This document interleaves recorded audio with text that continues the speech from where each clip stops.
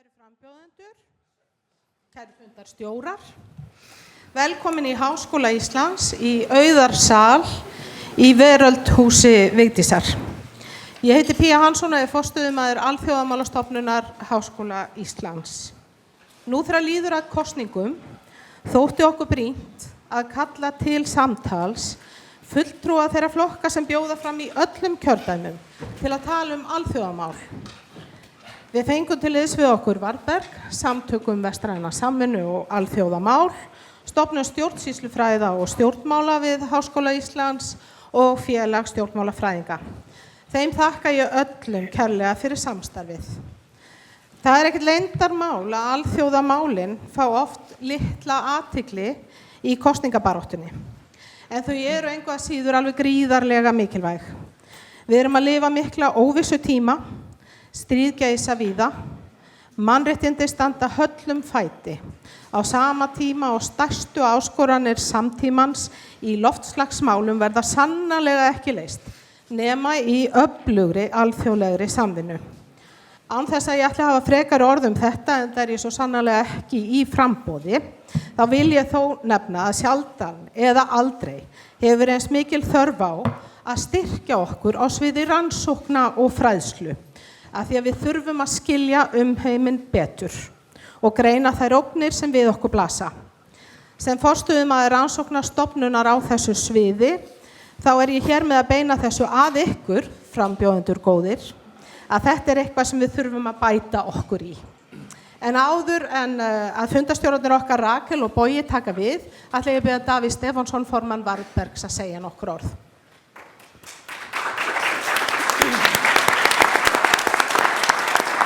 Gestir, það gaman að sjá hvað margir eru mætti hér. Ég var að ríða það upp í morgun með Boga. Fyrir 30 árum sátum við einhvern tímann upp í Ríkisútvarpi í útvarpsráði og þá var mér kennt að það munur á milli þess að vera hlutlaus og óhlutdrægur. Það engin hlutlaus og sérstaklega í þessu málaflokki sem við erum að fara að fjalla hér í dag. Við ætlumst til óhlutdrægni, að það sé ekki verið að draga hlut einhvers umfram annan. Ég formaður Varðbergs, Félag vestræna samvinnu og alþjóðamál. Við höfum það á dagskrá að kynna aðildina að Atlantshafsbandalaginu, en umfram alltaf stuðla að umræðum öryggis- og varnarmál og utanríkismálum almennt. Og þess vegna hlýt ég að fagna því að þessi fundur séu og líka að eiga gott samstarf við stofnanir Háskóla Íslands. Ég ætla ekki að lengja þetta en gef ykkur orð. Takk kærlega fyrir það og bara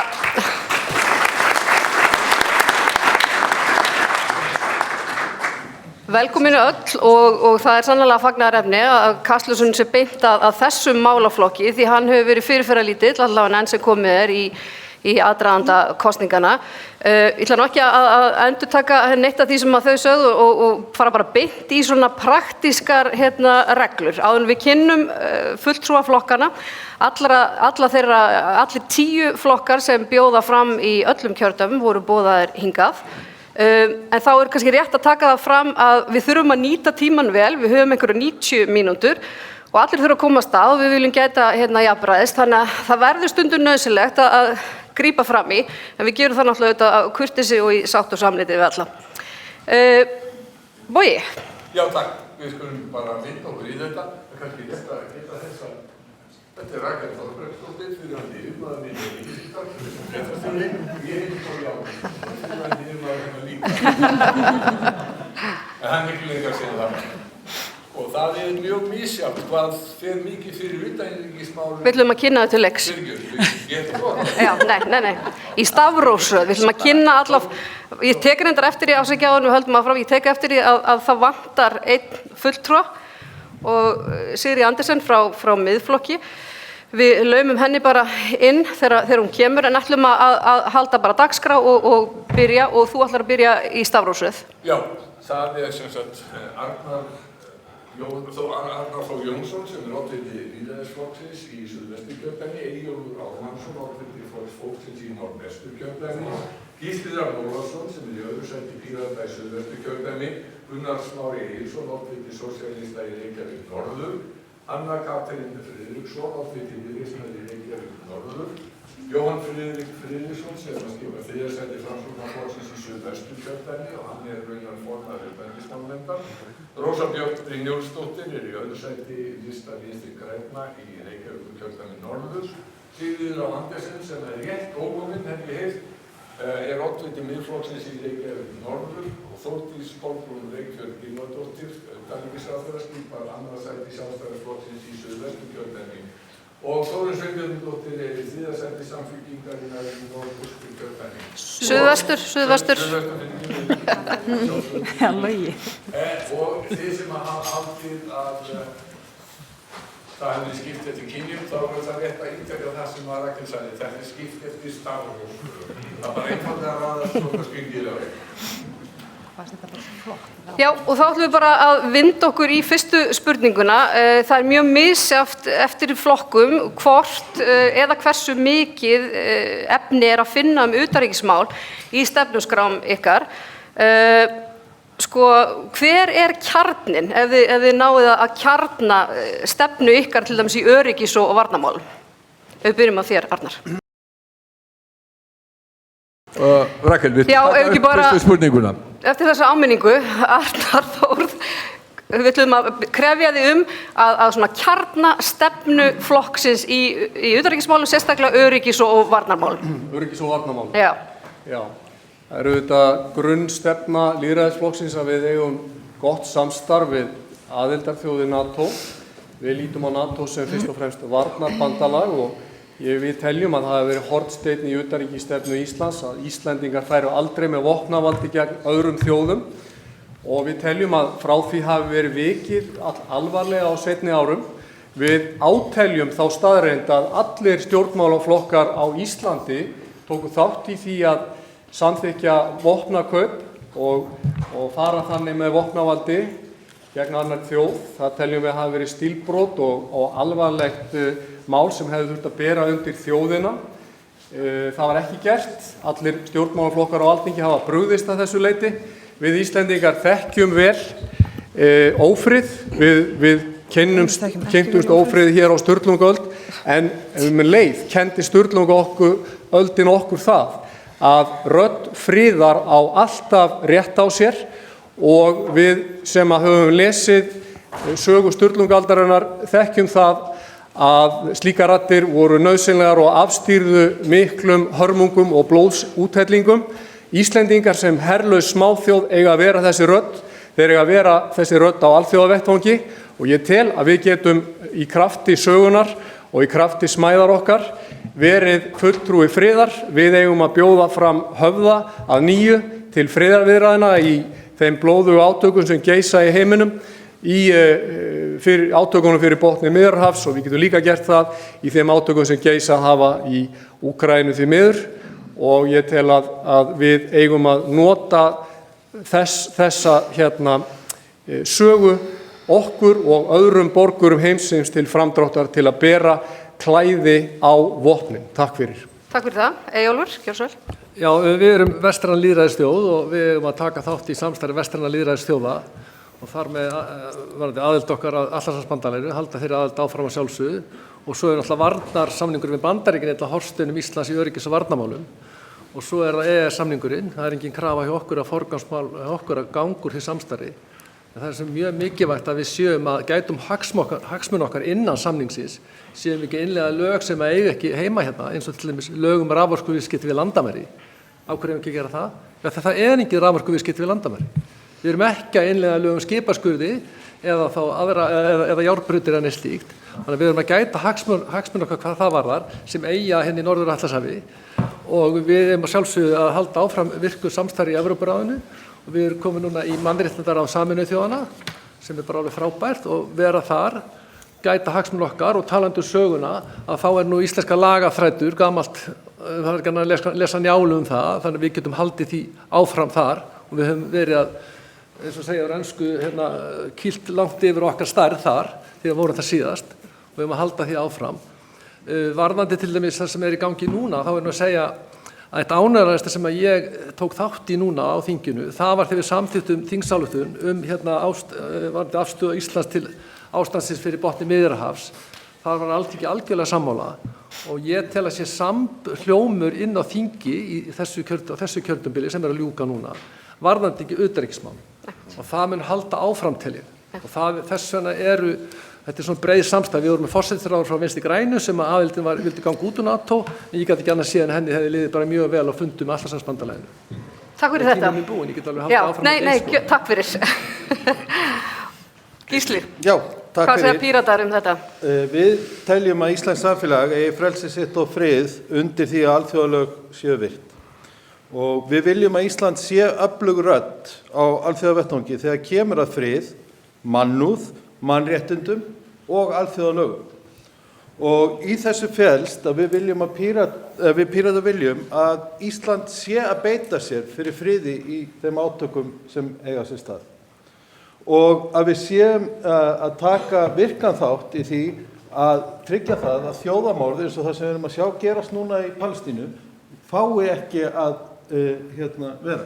Sjálfur hef ég búið í Rúanda þar sem að þjóðarmorð voru fyrir 20 eitthvað árum síðan og það er ennþá í hjá þeirri þjóð mjög erfitt.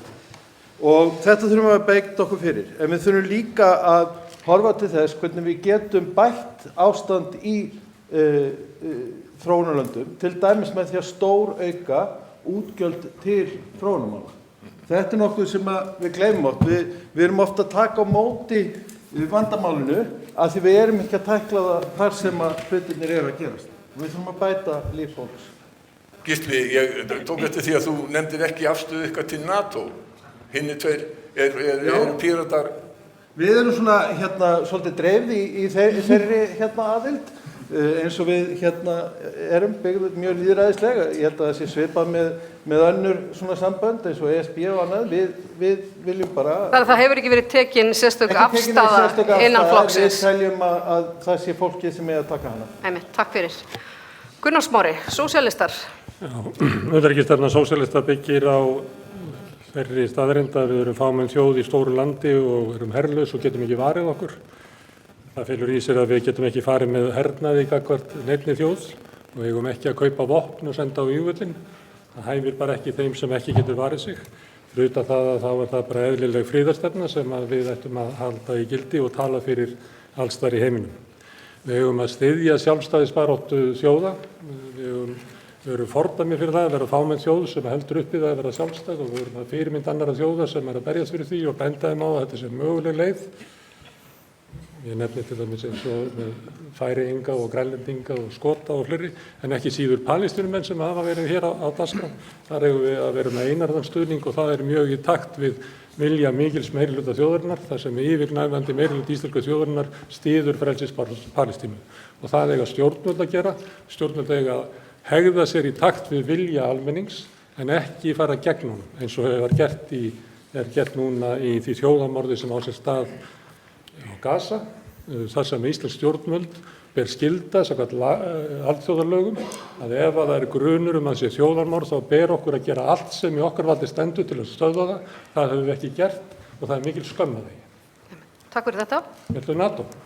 Já, takk fyrir. Það þarf að vera tímabært að endurskoða veru okkar í NATO, sérstaklega í ljósi stríðsins sem er í Evrópu og þá er að koma fram að öryggishagsmunir ríkjanna eru mjög ólíkir. Það eru mjög ólíkir öryggishagsmunir þeirra sem eiga landamæri á Rússlandi, þeirra sem eru langt frá Rússlandi, að ég tala ekki Bandaríkin sem hafa allt aðra öryggishagsmuni heldur en ríkin í Evrópu. Einmitt, takk fyrir það. Jóhann Friðrik. Já, bara frábært að vera með ykkur og ég held að auðvitað í gegnum... Nei, afsakið, ég ætla að bara bæta við því að Sigríður er komin bara kjarnin í utanríkisstefnunni og þar er sérstaklega áherslu á öryggis- og varnarmál. Akkurat, gott að fá hann í hópinn. Já, framsókn, ég held að séu nú fáir sem verkast í vafa hvar við stöndum held ég í utanríkismálum. Það er auðvitað aðild að NATO, stöndum vörðu auðvitað með EES-samninginn, vestræna samvinnu og höfum nú í gegnum tíðina talað og verið svona lagt áherslu á friðsamlega lausnir og þetta er svona kjarnin.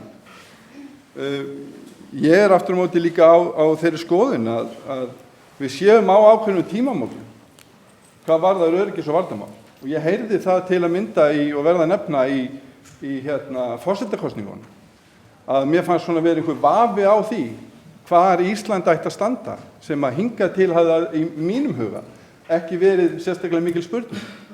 Hvort sem að það var gagnvart NATO og þá tekið út fyrir sviga þann flokk sem að sannlega hefur viljað skilja við það bandalag, en líka bara varðandi einhvers konar ímynda hlutleysi að standa vörðum lýðræðisleg gildi og það sem að NATO hefur meðal annars staðið fyrir. Og þess vegna segi ég það verður mjög áhugavert og ég er að vonast til þess að í þessum kosningum verði utanríkismál og varnarmál sannlega sett á dagskrá. En ég held líka eftir kosningar, þá munum við þurfa að halda áfram að ræða hvert við viljum stefna, hvað þetta varðar. Takk fyrir. Anna Katrín. Já, takk fyrir það. Takk fyrir boðið.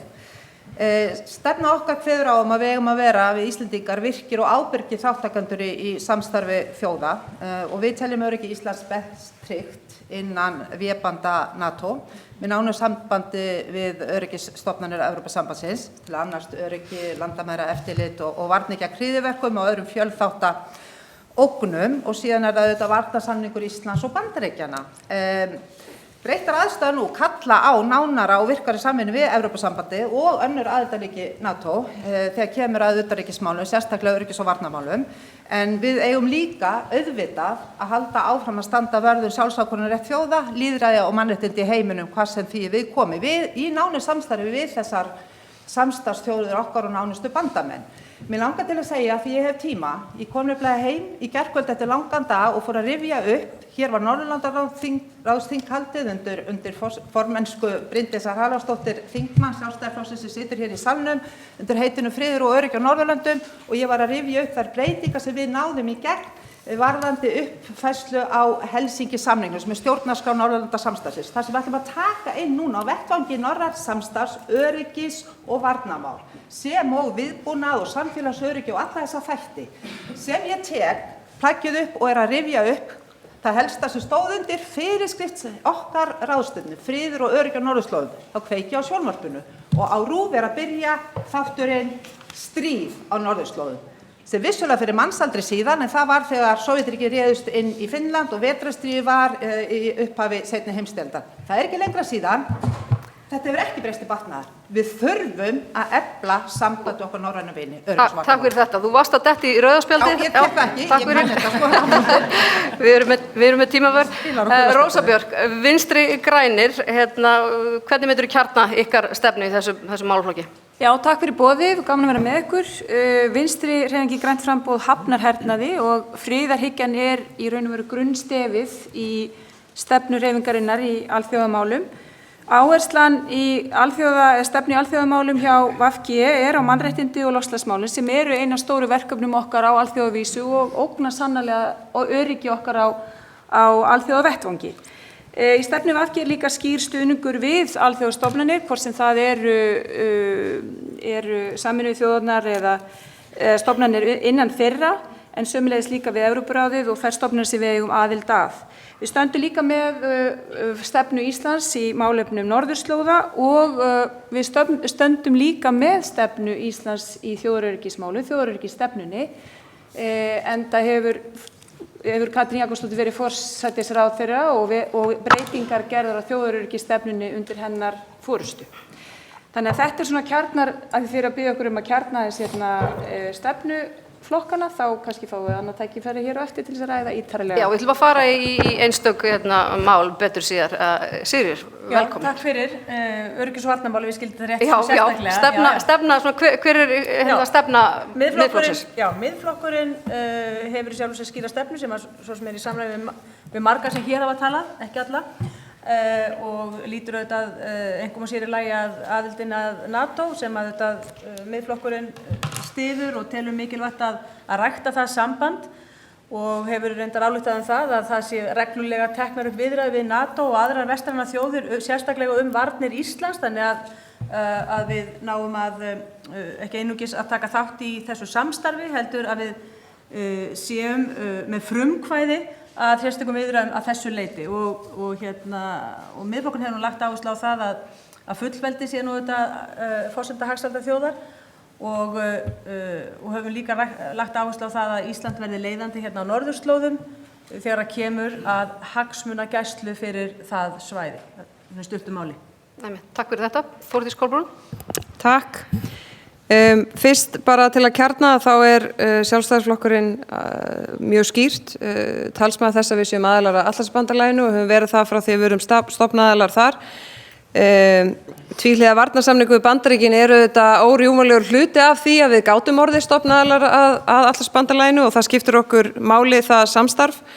Við leggjum áherslu á svæðisbundið samstarf í öryggis- og varnarmálum sem hefur vaxið mjög gríðarlega undanfarin 3 ár að gildri ástæðu og þess vegna finnst mér þetta nú allt saman hanga saman. Ég held að til að mynda Úkraína myndi líka mjög gjarnan vilja hafna hernaði en það bara ekki staðan og þegar þú ert komin á þann stað að hvernig ætlar að bregðast við til þess að einmitt verja þitt sjálfstæði og fullveldi.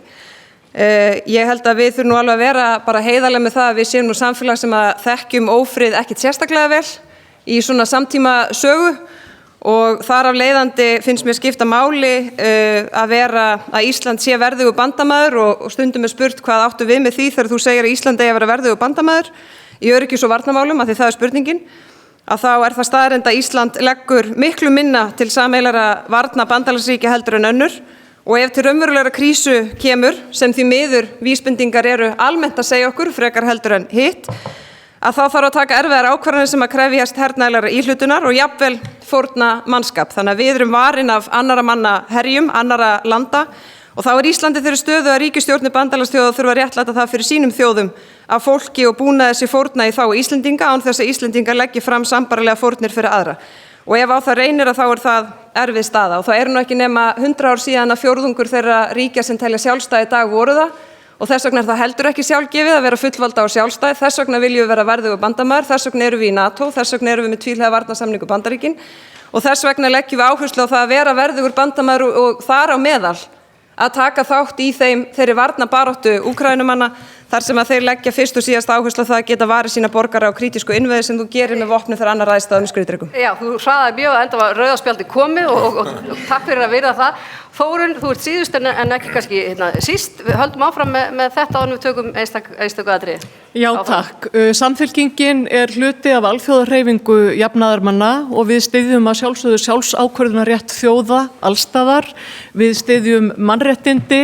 Við viljum að utanríkisstefna Íslands hugi sérstaklega að mannréttindum kvenna og barna allan heim. Við erum herlaus þjóð og við þurfum að muna það, en það þýðir að við þurfum að skilgreina betur hlutverk okkar þegar kemur að öryggis- og varnarmálum.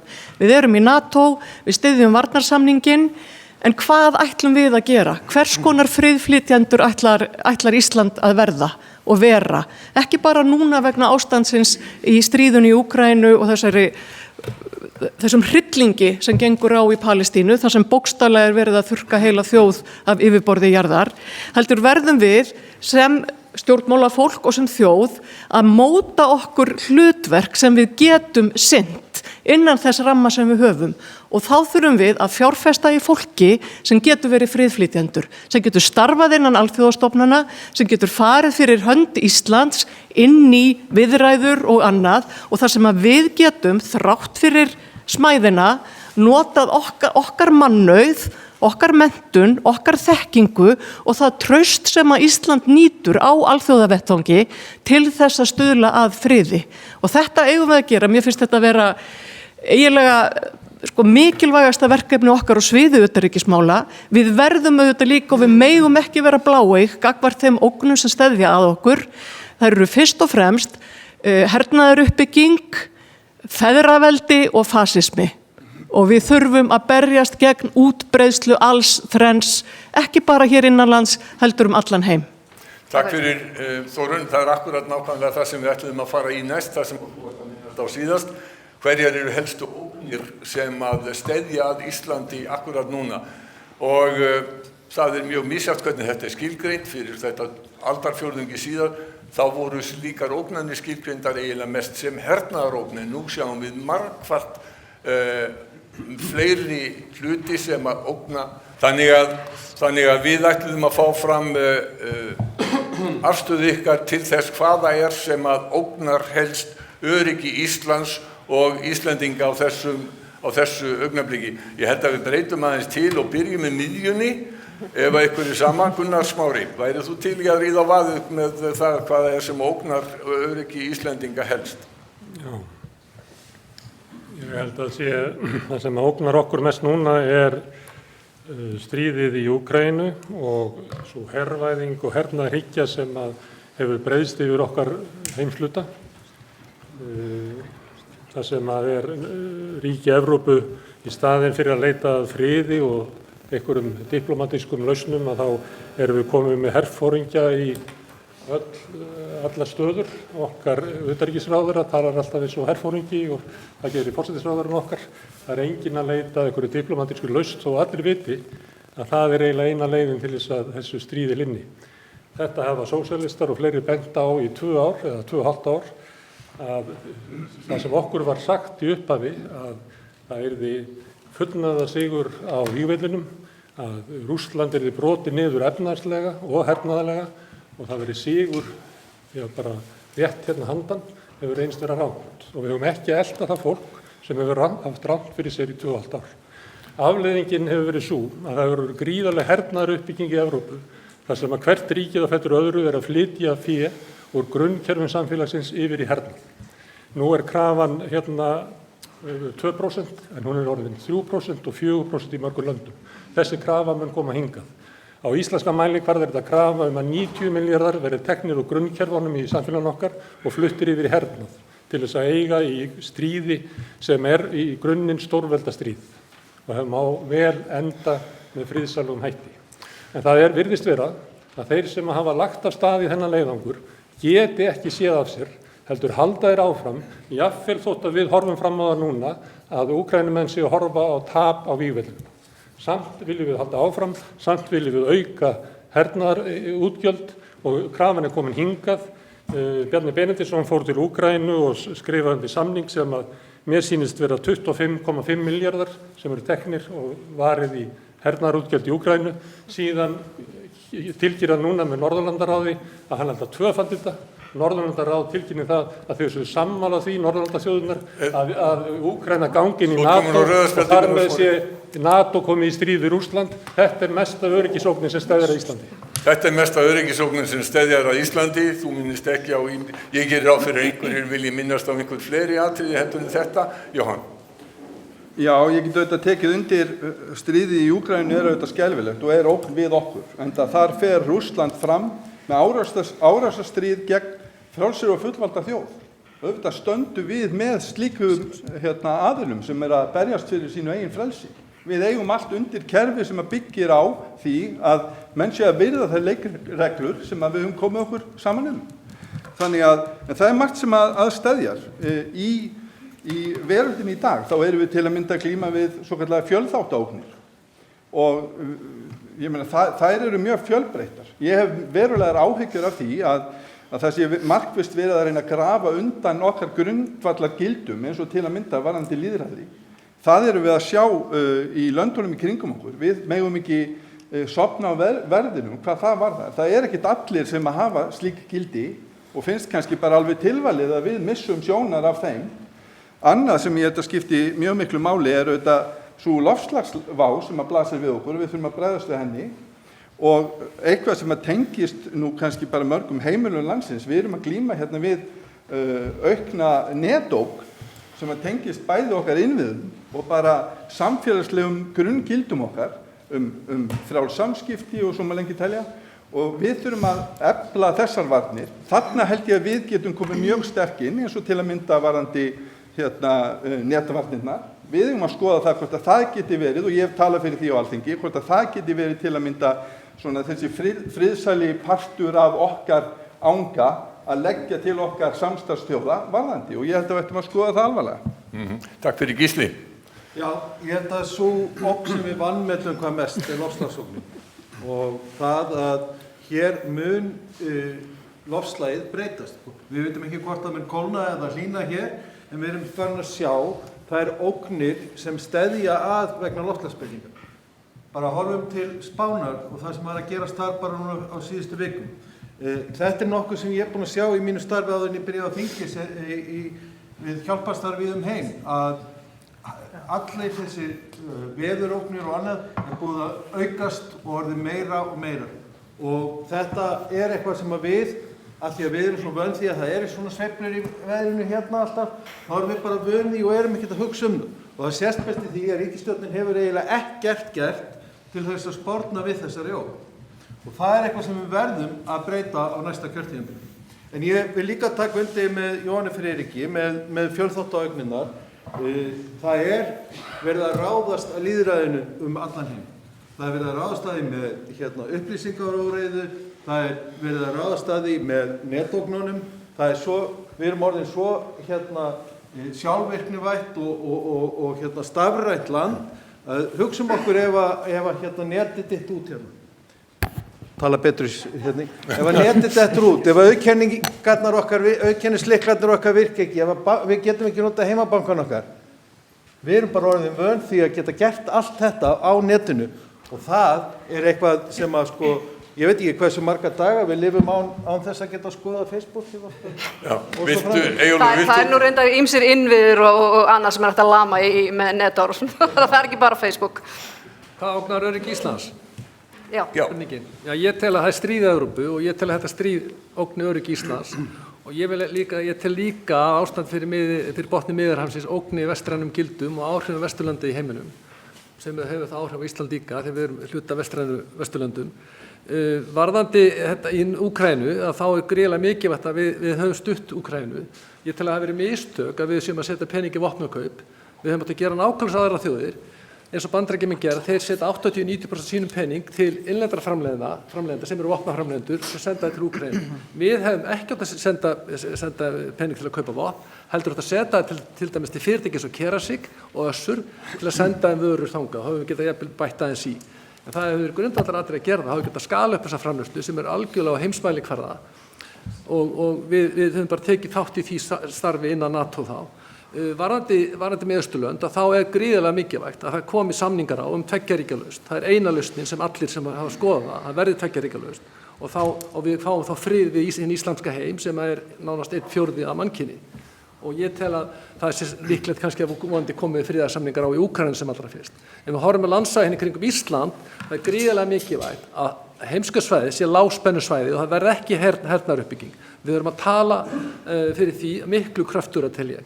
Og við þurfum líka að sjá til þess, og þá var þetta í samstarfi við Bandaríkin, að allir neðansjávarkappar til Íslands, undir tengingum heiminn, að þeir séu varðir og það sé tryggt að það verði ekki verið að ráðast að þá ef ástandi í Evrópu og þá samskiptin við Rússland haldi áfram að versna.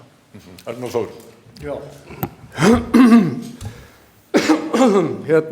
Ég veit ekki hvað ég á að byrja, en ég ætla að byrja bara á því að segja að mesta ógnin að mínu viti við öryggi Íslands óábyrg framganga íslenskra stjórnmálamanna. Þeir flokkar sem hér á að tala, allir sem eiga fulltrúa á þingi raunin tvöfaldir í róðinu, tala á einn veg fyrir kosningar, gera síðan eitthvað allt annað eftir kosningar. Hér tala fólk fjálglega frið, en snýr sér síðan að því að samþykkja kaup á vopnum til að drepa fólk. Allir flokkar stóða því, engin andmælti.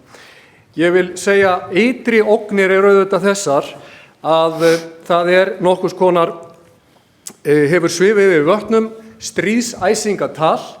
Íslenska ríkisstjórnin hefur verið handbendi stríðsæsingamanna og gerst sek það að fara að tala eins og stríðsæsingamenn. Nú að taka við nýjir valdhafar í Bandaríkjunum sem eru að beita sér gegn hergagnaiðnaðinum. Sá sem stendur þar fremstur í flokki verður væntanlega Robert Kennedy sem af ætt sem hefur barist gegn hergagnaiðnaðinum og þurft að gjalda dýru verði fyrir það og það ekkert hlægilegt við það. Þetta grafalvarlegt mál. Og allir sem þekkja söguna vita þetta. Hergagnaiðnaðurinn auðvitað ógn við heimsfrið og það ekki hlægilegt. Nei, vegna þess að það verður að koma böndum á þetta vald sem gríðarlegt því að stríð leiða auðvitað til blóðsúthellinga og tjóns en það líka miklir peningar í þessu og sumir beinlínis að hagnast af þessu. Og það eru vopnaframleiðendur ekki síst. Ég sammála Eyjólfi með það. Auðvitað hefðu Íslendingar átt að verja fjármunum til að styrkja hér til dæmis íslensk fyrirtæki og senda hjálpargögn úr landi. Það eitt. Auðvitað stöndum við síðan frammi fyrir því að það eru innri ógnir sömuleiðis sem ógna öryggi Íslands og sem að enginn hér nefnir. Það er vaxandi ógn af skipulagðri glæpastarfsemi hér á landi sem þarf að taka á. Og fyrst að það var nefnt hér eitthvað sem heitir, var vísað til sem loftslagsógn, þá vek ég athygli ykkar, kæru áhorfendur, á því að Gísli sem að fór að tala um þetta sagðist ekki vita hvort það myndi kólna eða hlýna, hvernig var berjast gegn einhverju sem við vitum ekki hvor áttina að fara. 41 milljarður bandaríkjadollara sem hefur verið veitt í gegnum Alþjóðabanka til loftslagsmála er týndur og ekki vita í hvað fór. Já, rauðarspjaldið er komið á því, Arnar Þór. Eitt augnablik, Gísli, af því að það var beint til þín hérna ákveðinni pillu frá Arnar Þór. Viltu svara því núna? Já, ég get alveg svarað því að við vitum að sjálfsögðu ekki hvaða áhrif þetta hefur hér á landi, en við vitum það að almennt allan heim er þetta að hafa þau áhrif að sum svæði eru að hitna mikið og önnur munu kólna mikið. Takk fyrir það. Anna Katrín. Takk fyrir. Ég ætla að byrja á því að ég vildi ekki fá rauðaspjaldi áfram að segja, klikki út með því að í stefnu okkar í Viðreisn í þessum málum þá viljum við að sé unnin sérstöku varnarstefna fyrir Ísland og hún sé hluta af þjóðaröryggisstefnunu og uppfærð þannig. Til að súmmera þetta, við erum að horfa á Ísland, við erum lítil, við erum friðsæl, við erum herlaus þjóð og við erum líka frjálst lýðræðisríki og það er ekki sjálfgefið út frá þessum staðreyndum. Við eigum allt undir því að alþjóðleg lög og reglur séu virt og þegar það gerist ekki, eins og til dæmis gerist í þessari ólöglegu, sem er sérkennilegt orðara, innrás Rússa í Úkraínu, þá bregður okkur í brún. Vegna þess að þá eru við bókstaflega komin á mjög hættulegan stað. Þannig að bandamenn eru við þær þjóðir sem vilja virða alþjóðlega lög og reglur og þar liggur vörnin okkar líka, við höfum ýmislegt fram að færa, við þurfum að vera ábyrgir í þessu samstarfi, en þetta er bara lykilatriði fyrir okkur og ég ætla bara að leyfa mér að segja, annað er ákveðin barnaskapur. Mig langar til að fókusera á fjölþáttaógnina líka, vegna sem við verðum að taka þátt í samstarfi lýðræðisríkja þar gegn netárásum, gegn tilburðum til afskipta af innanríkismálum. Það eru falsfréttir, það er áráður sem kemur þarna líka til og af því að ég er mjög upptekin, ég ætla að nefna milliríkjaviðskipti líka. Þar er bara mjög mikilvægt að við Norðurlandaþjóðir saman og bandamenn okkar í Evrópu innan Evrópusambandsins. Evrópusambandið er okkar efnahagsvarnarbandalag í gegnum EES-samninginn. Það skiptir líka máli fyrir frelsi okkar. Og síðan þetta, því að ég er svo upptekin af norðurslóðum, loftslagsmálin, gera það bara einhverjum leikvelli, ógnvænlegum leikvelli í stórvelda baráttu og við verðum að taka okkur stöðu þar með okkar helstu bandamönnum. Þannig að þetta eru bara verkefni framöndan og þau eru óteljandi út allan heim. Við hjálpum betur ef við höldum áfram að vera frjálst lýðræðisríki. Rósa Björk. Já, því að spurningi var hvaða ógnir steðja okkur hér á Íslandi. Helstu ógnir sem að steðja Helstu ógnir, já, en þó að við séum eyja þá erum við samt sem áður ekki bara einstök í því tilliti. En það helstu ógnir að mínu viti eru þessi aukna hernaðarhyggja í heiminum sem við höfum verið að sjá. Það hefur sjaldan eða aldrei verið jafn mörg stríðsátök í heiminum öllum. Hvort sem það stríðið í Úkraínu, Súdan, við botni Miðjarðarhafsins eða víðar. Þannig að það er eitt af því sem hefur svona dómínó áhrif á okkur öll hvar sem við búum.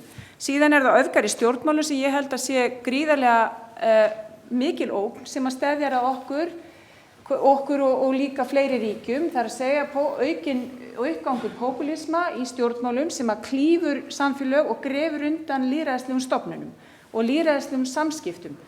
Það er eitthvað sem að steðja líka og ógnar líka friði. Við erum líka búin að vera að sjá auknar öfgar í veðurfari, áhrif loftslagsbreytinga eru þegar komin fram og við erum að sjá þetta nánast í hverri viku, hvort sem það eru flóð á Spáni eða þurrkar í Mið-Asíu. Þannig að þetta hefur allt saman áhrif. Síðan eru það náttúrulega fjölþáttaógnirnar, það eru netöryggið og svo framvegis sem að kannski afleiðingar af þessum öfgum í stjórnmálunum. Það er að segja að ríki eru farin að teygja sig inn í netöryggi og grafa undan lýðræðislegum stofnunum og öðrum lýðræðislegum ríkjum til þess að kljúfa og sundra. Og það er eitthvað sem er mikil ógn við vestræn lýðræðisríki á borð við Ísland. Sigríður? Já, ég geti kannski byrjaði að taka undir aðeins með Rósu að einhverju leyti þegar hún nefnir þessa hernaðarhyggjum kannski frá aðeins öðrum vinkli, að maður er að hugsa bara Ísland og hagsmuni Íslands, þá það auðvitað getur falist í því ákveðin ógn af því við þurfum að reiða okkur á þetta NATO-samstarf og tvíhliða samstarf við Bandaríkin, þá getur þetta falist í því ógn sem að ég held að menn þurfa aðeins að hafa í huga þegar að NATO færir út kvíarnar eins og hefur verið að gera út víðan völl í heiminum, ekki bara í Úkraínu, heldur með afskiptum kannski annar staðar með beinum eða óbeinum hætti. Það mikið hagsmunamál fyrir Ísland að NATO og þessi vestrænu ríki sem við höfum með samningum tryggt okkur að þeir munu taka til varna fyrir Ísland, að þessi ríki séu í stakk búin til þess að gera það á hverjum tíma. Að áherslurnar séu ekki farnar út víðan völl og þannig að litla Ísland eða önnur bandalagsríki siti mögulega uppi varnarlaus ef til þess kæmi á einhverjum tíma. Þetta svona í grófum dráttum. Svo kannski nefna eitt, þetta Magga Stína vinkona okkar sem kom einn áðan, ekki sérstök ógn með okkur en hún kannski endurspeglar ákveðna ógn sem að við umræðu hefð á Íslandi sem ég held að og endurspeglar svolítið svona leiðilega eða erfiða þróun, það þetta óþol bara gagnvart umræðunni og það vont ef það hópur fólk sem að finnst að þurfa að öskra alltaf sín mál og ekki tilbúið til þess að taka þátt í svona málefnari umræðu og jafnvel þótt að menn þurfa á einhverjum tímapunkti að láta undan eða hafa ekki allt sitt fram. Þetta auðvitað ákveðin ógn og sem að líka helgast og einhver upplýsingaóreiðu og þarfræðandi gott, ég var komin einhver miði upp að því ég ætlaði líka nefna að svona upplýsingaóreiða og óttastjórn í stjórnmálum getur líka leitt til offjárfestinga ákveðnum sviðum, eins og til dæmis í loftslagsmálum. Ég get ekki dæmi sem svolítið í umræðuna greiðslumiðlun, af því nú allir hræddir að vera klippt á okkur að kapla greiðslumiðlun. Og það menn seti allt of mikla resursa í einhverjar einar lausnir og gleymi að huga þessa heildarmyndinni vegna þess að næsta ógn, hún verður ekki til henni ekki lýst í stílabókinni hjá Rósu eða hinum. Rauðaspjaldið, Þórdís Kolbrún. Já, takk. Ég nú aðeins hugsa við að heyra sumt sem að kemur fram og frá einstaka fulltrúum þar sem að ég held að það myndi nú bara vísast hverju nágrannalöndum okkar afskrifa stjórnmálamenn bara út úr umræðunum með að halda allavega svona alvarlegri umræðum og það er mikið sjálfstöð sem menn tala um það sem að gerast. Hér er sagt eins og allar aðrar þjóðir, það hafa þetta allar aðrar þjóðir, öll vina- og bandalagsríki hafa stutt við Úkraínu með vopnum stuðningi. Ef við ættum vopn þá myndum við senda þau, öll hafa gert það nema Ungverjaland og ég held að sé mikilvægt að hafa það í huga að við erum ekki að horfa á það sem er þægilegast fyrir okkar að gera eða það sem við græðum á, heldur það sem að helst þarf á að halda. Það er alveg í alvörunni mjög mikilvægt að utanríkisstefna hjá fámennri þjóð sem er herlaus sé svona nokkuð stöðug, óháð ríkisstjórnum. Og við verðum að gera okkur grein fyrir því að við erum ekki aðalhlutverki á alþjóðasviðinu en við þurfum líka að gera okkur grein fyrir því og gera ekki lítið úr því að við erum þar sem við getum raunverulega skipt máli. Og sumt af því sem kemur fram myndi þetta bara þýða algjör einhvern veginn umbylting í því hvernig utanríkisstefnu við keyrum hér á litla Íslandi.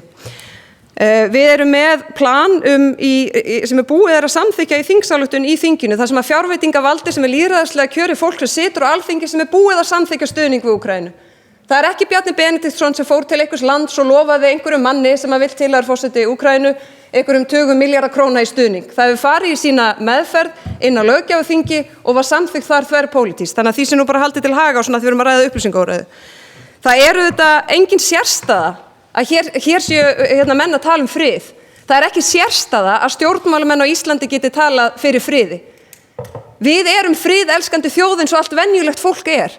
Og mér finnst dálítið skrítið hvernig talað það, eins og fólk þar sem að verið að ýmist myrða þau eða skemma alla krítiska innviði þeirra landi eða þurrka út heilu samfélögin, eins og við sjáum á fleiri en einum stað og tveimur, að þau séu einhvern veginn minna friðelskandi og það hljóta að vera ykkur annarlegir hagsmunir sem að þau biðja annað heldur teppi og plástra. Rauða spjaldið er komið á loft. Takk fyrir. Þórunn. Já, það er náttúrulega engum blöðum það að fletta að þær ógnir sem eru stærstar í heiminum í dag eru loftslagsbreytingar, hamfarahlýnun og misskipting. Og þetta tvennt vinnur saman og skapar vítarhring sem að öll lönd fara ekki varhlut af og það er bara þannig að ef að stjórnmálamenn hafa ekki kynnt sér skýrslur vísindanefndar Sameinuðu þjóðanna um loftslagsmál, allar skýrslurnar, öll gröfin sem þar eru, þar sem að allt hefur gengið eftir sem að spáð hefur verið nema að það gerist hraðar og afleiðingarnar eru alvarlegri. Við stefnum í það bil 3 gráðu hlýnun og ég skora á alla hér að fara heim og fletta upp grafinu það hvernig við þurrkum út vistkerfi og stofnum til fjöldaflótta í heiminum með 3 gráðu hlýnum. Það er bara þannig og við verðum að skilja það og við verðum að skilja hvar Ísland er í því samhengi og hvaða hlutverk við höfum. Við höfum hlutverk til þess að vera fyrirmyndað einhverju leit en við höfum líka hlutverk til að finna lausnir innan þeirra alþjóðastofnana þar sem að við eigum sæti og við höfum hlutverk til þess að tala afvopnun. Það hefur enginn talað afvopnun síðan að kalda stríðinu lauk. Gerið ykkur grein fyrir því. Alþjóðakerfið eins og það var sett upp eftir seinni heimsstyrjöld er í rúst. Sameinuðu þjóðirnar eru eiginlega að verða eitthvað sideshow og það er mjög alvarlegt fyrir lýðræðisríki að það sé að gerast og það er okkar hlutverk að taka til í þessu og koma með tillögur að því hvernig við styrkjum alþjóðakerfið, hvernig við styrkjum öryggisráðið og hvernig við getum stutt við friðarumleitanir og stutt við afvopnun og ég ætla að taka undir það sem Arnar Þór benti á hér áðan að því hvernig sem við lítum á þetta þá er alveg ljóst að vopnasalarnir græða alltaf. Og það er bara þannig að þjóðir sem að selja vopnin og ætla svo að snúa sér við og stuðlaða friði, það bara gengur ekki upp. Takk fyrir þetta, Þórunn. Mér langar að fara í töluvert styttri umferð næst, knöpp svör, en kem samt með eiginlega langa spurningu. Það kom nefnilega fram í máli ykkar að eðlilega er ólík afstaða bæði til NATO. Hvernig Ísland er að styrkja þjóðir eins og Úkraínu. Svo var líka komið inn á tvíhliða varnarsamningin við Bandaríkin og ég ætla að bæta við og segja að nú er nýbúið að kjósa nýjan forseta í Bandaríkjunum og hans afstaða til dæmis til þess hvert framlag aðildarríkja á að vera er mjög hörð og Ísland er náttúrulega þar langt undir viðmiðum. Þetta er svona í fyrsta lagi bara er einhver ástæða fyrir Ísland að endurskoða sína afstöðu varðandi ekki endurskoða heldur að hafa áhyggjur af varnarsamningnum og hugsanlega að horfa til dæmis til Evrópu þegar kemur af vörnum og þá er ég ekki að tala bara þessar hefðbundnu heldur þessar fjölþátta ógnir sem vorum að tala Arnar. Já, þetta var svo mikið. Já, ég veit það, en ég er að reyna, þið áttuð ykkur, það er ákveðin breytin sem er að verða. En þú sagt að svara stutt. Já, samt hvað hef ég 1 mínútu eða? Stutt. Já, bara í östuttu máli. Það er að renna upp 9 tímar ljóslega í heiminum. Vindarnir eru að fara að blása úr annarri átt. Hættan er svo að Ísland verði eins og nátttröll ef við bregðumst ekki við þessum 9 tímum. Bandaríska ríkið er að fara að straumlunum það sig. Það var að skera spikið af ríkisrekstrinum, það var að fara að hagræða, það var að fara að spara. Á sama tíma tala allir stjórnmálaflokkar á Íslandi það meira og minna það eigi að belgja út ríkið áfram og hækka skatta. Evrópa mun sitja eftir í startblokkunum á næstu mánuðum og misserum á meðan Bandaríkin munu þjótast af lægri skattar og betra umhverfi fyrir fyrirtæki mun soga til sín mannauð og vitsmuni til Bandaríkjanna. En hvernig eigum við að bregðast við hér? Við verðum að bregðast við að sjálfsögðu með því að tala af friðsemd og eiga góð samskipti við Bandaríkin, reiða okkur áfram að varnarsamstarfi sem hér hefur verið nefnt, reiða okkur áfram að NATO og treysta því að við getum unnið á hinum klassíska grunni frjálslyndis sem að Vesturlönd hafa byggt á en nota bene að fjara hratt undan í Evrópu. Ef að menn vilja fá sönnun þess, þá geta þeir flett upp nýlegu dæmi það hvernig sótt af málfrelsinu og hvernig blaðamaður Telegraf hefur verið Arnar, þú ert svolítið farin víðara. Það ekkert sem þarf að konkrétt breyting í rauninni bara að leggja áherslu á samtali. Já, ég tel að vestræn gildi mun eiga meira skjól í Bandaríkjunum næstu árin heldur en í Evrópu. Horfa einmitt, ok. Eyjólfur? Já, ég tel að við að horfa til Bandaríkjanna hvaða varnarmáli varðar áfram, alveg klárlega. Og það alveg augljóst mál ef verið ráðist á Ísland, þá munu Danir ekki koma hingað, eða Íslendingar eitthvað svoleiðis. Það verður bandaríski heri sem myndu koma hérna og verja okkur. Og við Bandaríkjamenn komi hérna uppalega á grundvelli Monroe-kenningarnar, sem ég þarf ekki að útskýra fyrir fólki hérna, og við erum að horfa fyrst og fremst þangað hvað var að varnarsamstarf. Þeir raunlega de facto sjáum varnir Íslands. Og varðandi NATO hér, ég tel að síðasta stækkun NATO hafi verið stórkostleg fyrir Ísland. Og það að vera að fá Finna og Svía inn í Atlantshafsbandalagið, það verið mjög gott. Nú styrkjast Norðurlöndin innan Atlantshafsbandalagsins, kemur norræn hugsunan inn með sín blönduðu hagkerfi, það hefur verið rödd friðarins, við getum orðað bara þannig, og verið sterk rödd í heiminum, miklu öflur heldur 25 miljónar aðra 25 miljónar þjóðir, þannig að við erum að vera í því samstarfi áfram og raunverulega þetta með 2%, það bara til ríkja sem eru með her, við erum ekki með her.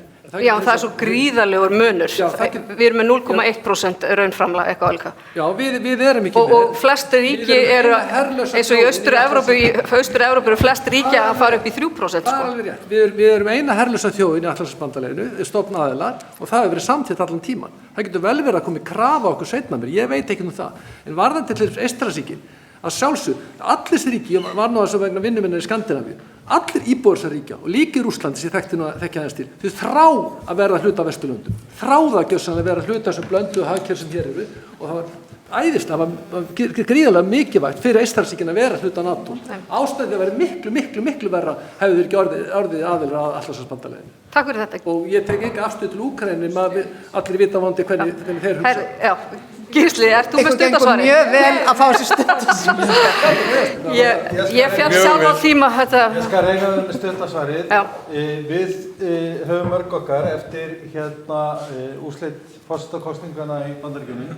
Sagt að við þurfum að fara að horfa meira til Evrópu og að við ættum að fara í þjóðaratkvæðagreiðslu um það hvort við eigum að klára aðildarviðræður við ESB.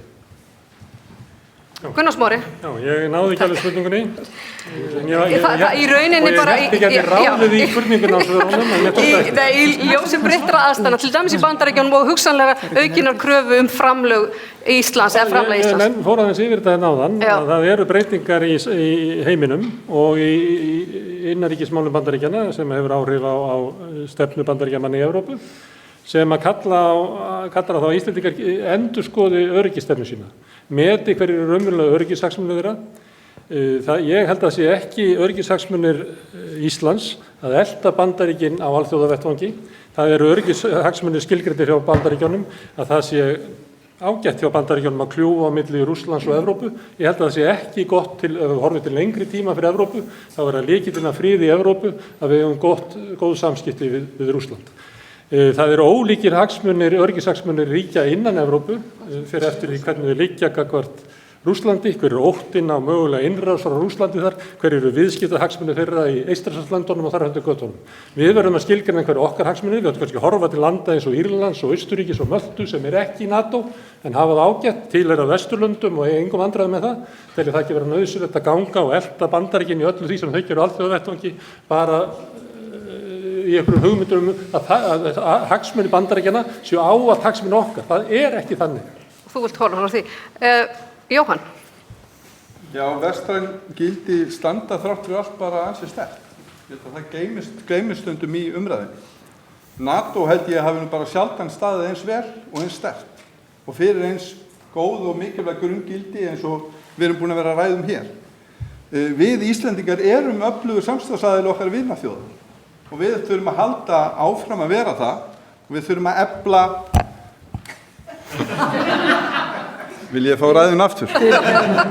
Við þurfum að halda áfram að vera það. Við þurfum að efla áfram okkar samskipti á þeim grundvelli sem við komum inn í NATO-samstarfið á sem stofnaðili NATO og Og ég hef sagt þá, ég held að partur af því sé einmitt að skoða hvernig getum við svona komið sterkar inn og þar hef ég nefnt netöryggismálin.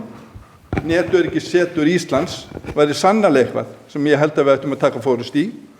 Varðandi svona þessa einangrunarstefnu sem að mér heyrist vera svona ná einhverju flugi, ég hef sannarlega áhyggjur af henni. Ég held að það yrði mjög slæmt fyrir Ísland ef henni vex ásmegin og við eigum auðvitað að vera opið og frjálst samfélag og stuðla að því að við förum ekki að loka okkur af, vegna þess að það er grundvöllurinn til þess að halda friðinn, það er að vera opinn og vera í nánu samstarfi á milli þjóða. Takk fyrir. Já, takk fyrir. Kannski fyrst aðeins þessu auknu framlög NATO-ríkja til bandalagsins.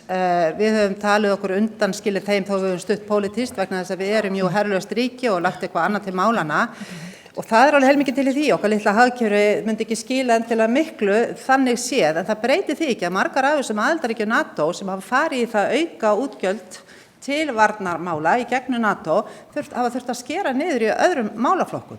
Og eðlilega má vænta þess að það komi spurning hversu lengi fylgjum við með, sérstaklega þegar blikur eru á lofti og ófriður ríkir, af hverju ættu við að sitja hjá á hliðarlínunni. Þannig að það er kannski pólitíska verkefni utanríkis stjórnvalda hverju sinni að taka það samtal og það eru aðrir hlutir sem við getum gert að einhverju leyti, meðal annars beitt okkur í friðarumleitunum eins og við höfum gert. Ég meina það er alveg mikilvægur hluti líka en ég tel engan sér einsýnt að það þurfa að koma að því að við þurfum að auka þessi framlög okkar einfaldlega til þess að vera virkur þáttakandi í þessu mikilvæga varnarbandalagi okkar.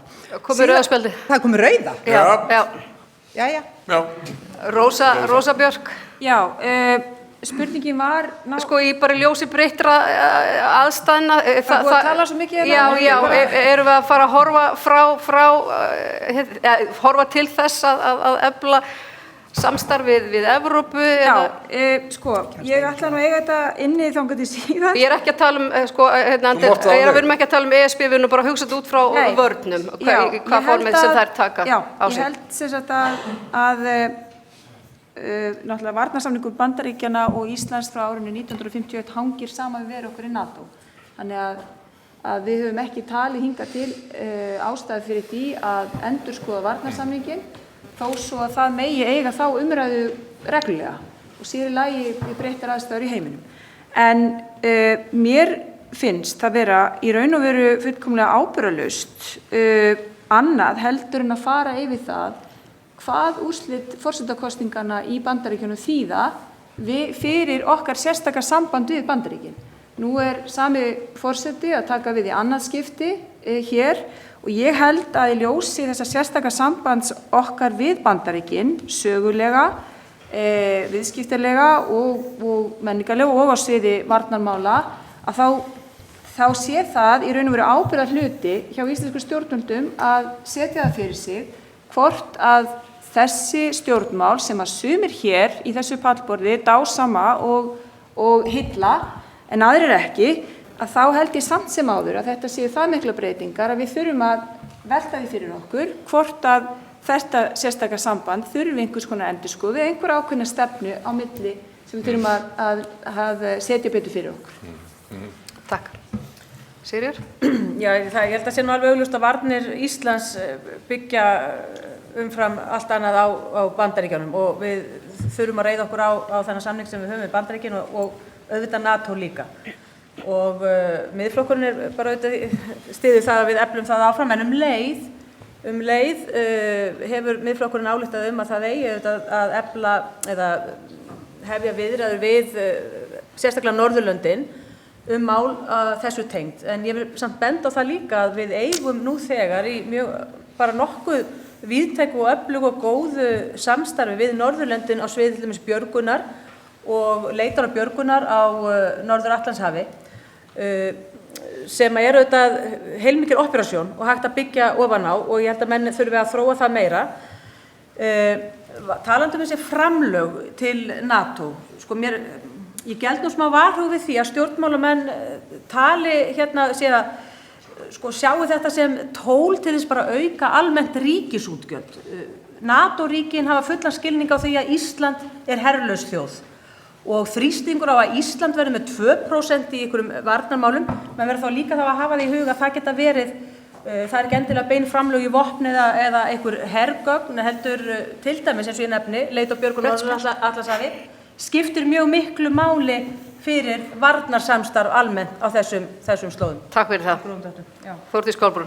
Já, takk. Ég meina við erum auðvitað ekki í þeim viðmiðum sem að þarna ræðir út af okkar einstöku stöðu og ég held að það sé nú ekki að fara að breytast en það má auðvitað alveg velta því fyrir sér ekki að því að maður er spenntur fyrir að auka ríkisútgjöld heldur máli spyrja sig hvort að 0,1% sé svona í samhengi við ef þú ert með það áherslu að vera verðugur bandamaður í Atlantshafsbandalaginu hvort að 0,1% sé rétt tala á meðan aðrir eru flestir komnir í 2%, ekki allir og sum lönd komin í 2,5, 3 og jafnvel yfir 3%.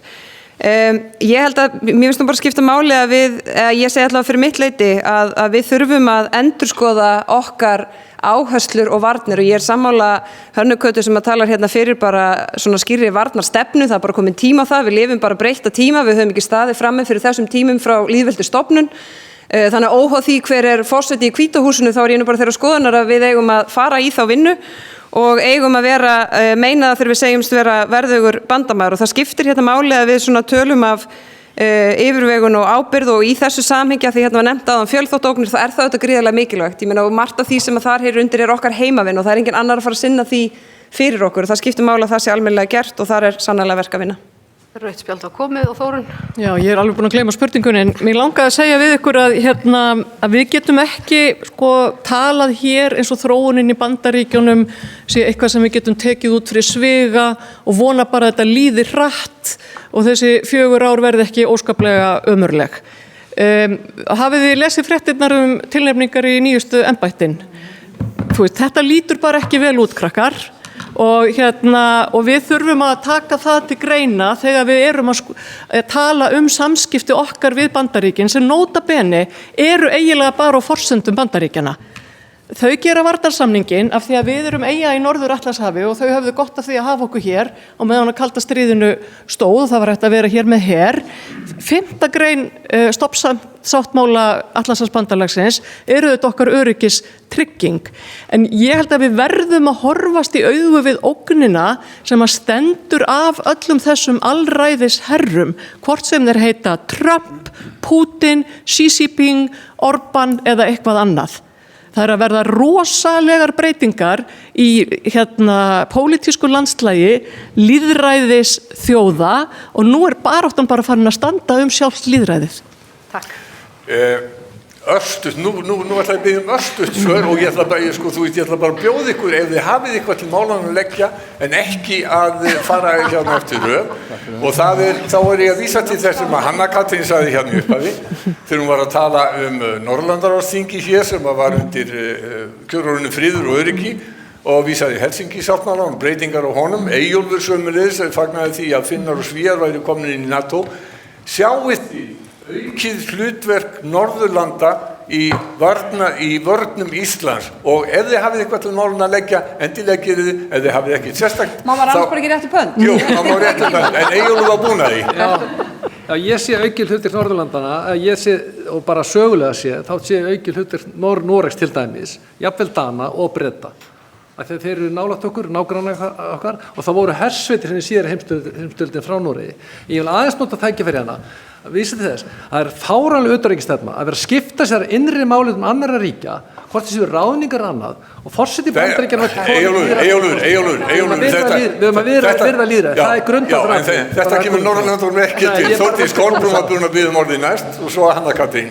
Ég var eiginlega bara réttu pönd til að segja já, ég held absolutt að það muni verða meira samstarf, það hefur auðvitað orðið undanfarið bara 3 ár, hefur það bara í rauninni tekið mjög miklum breytingum og við eigum mikið undir að það haldi áfram að þróast en þá aftur þarf að líka líta til þess hvað þau eru að gera og hvað við erum að gera og hvort að það sé svona nægilegt samhengi þar á milli, en absolutt. Já, takk.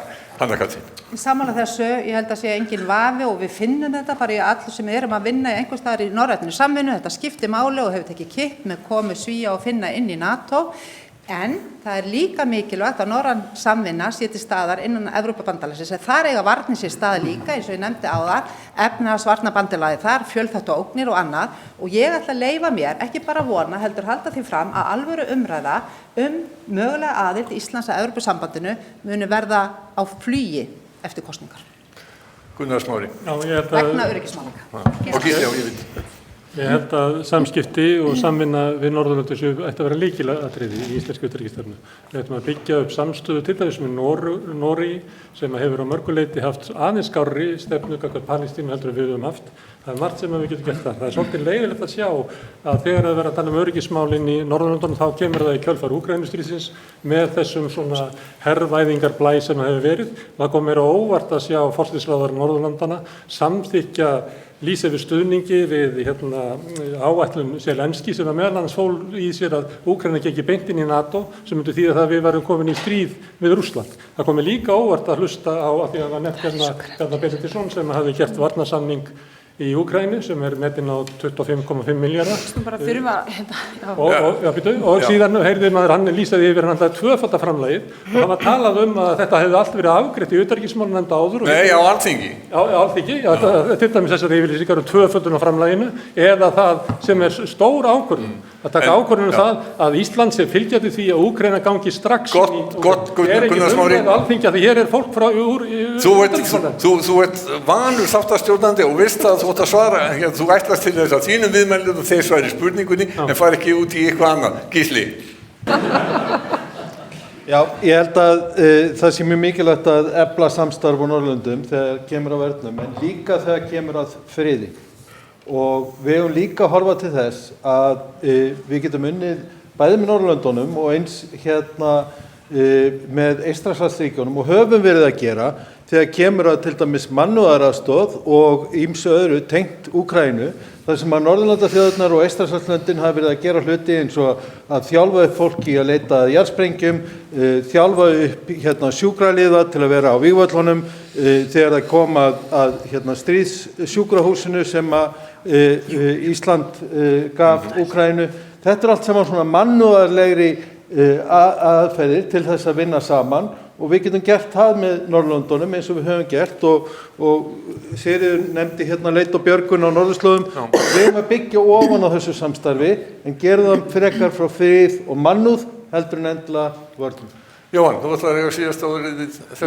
Já, ég vildi bara byrja að segja, mér finnst þetta grundvallar hlutverkum ríkisins að tryggja öryggi sinna borgara.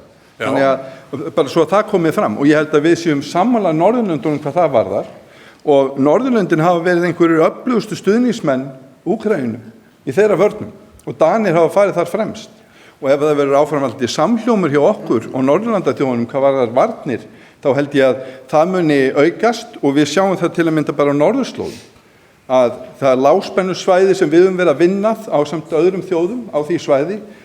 Ég hef áhyggjur af því að það fjari undan því og þá eru auðvitað Norðurlöndin sá hópur af þjóðum sem að mun auðvitað verða í lykil hlutverki þar og við munum auðvitað reiða okkur á það. Einmitt. Arnór, þú vildir leggja á því verð líka. Örstutt takk fyrir sem fámenn þjóð og langt norður í hafi og verðum við að reka hér utanríkisstefnu sem að miðar að því að eignast vini en ekki fjandmenn.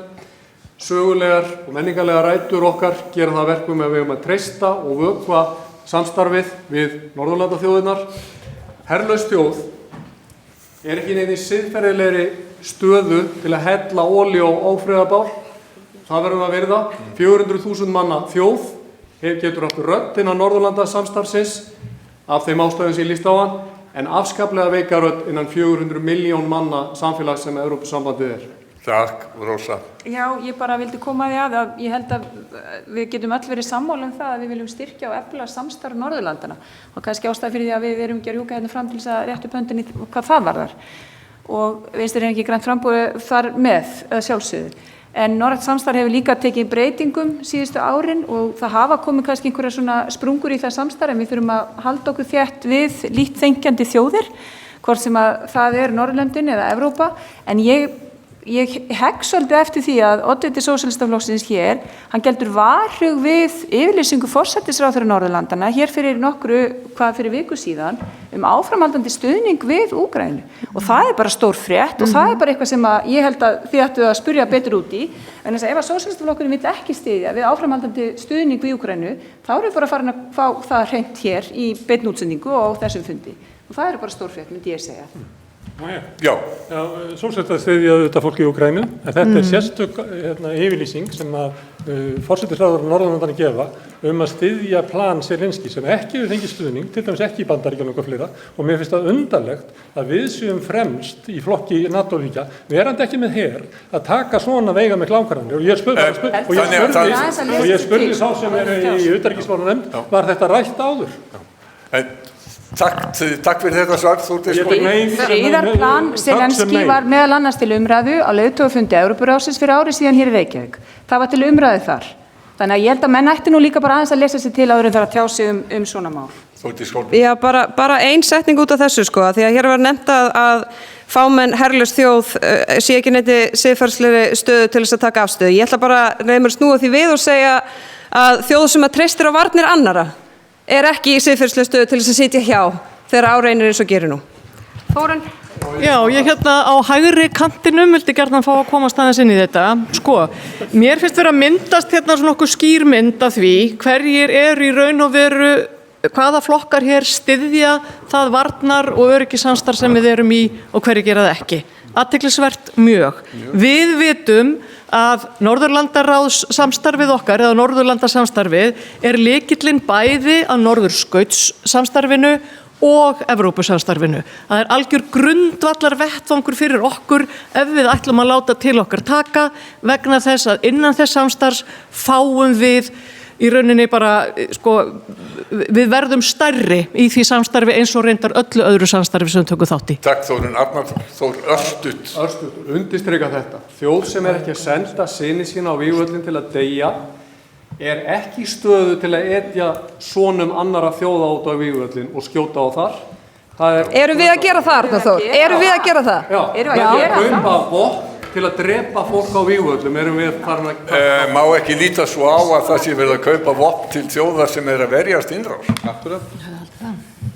Það ekki þannig? Það hefur verið hornsteinn, ég ætla að ítreka það hér, það var hornsteinn utanríkismálastefnu Íslands, það var grundvallaratriði í ræðum allra fyrstu formanna Sjálfstæðisflokksins að Íslendingar færu aldrei með vopnavaldi gegn öðrum. Við getum stutt við Úkraínumenn á margan hátt með því að líkna og senda lækna og hjálpargögn. Þetta stílbrot og þetta alveg. Eyjólfur. Ég vil bara aðeins bæta við, sjálfsögum að vinna með öðrum Norðurlöndum, en það alltaf varnarsamningur við Bandaríki sem aðalmáli og þetta aðskilið frá NATO, þetta sikkursamningurinn og ég veit ekki neitt annað ríki sem hefur jafn öflugan varnarsamning og Ísland við Bandaríkið.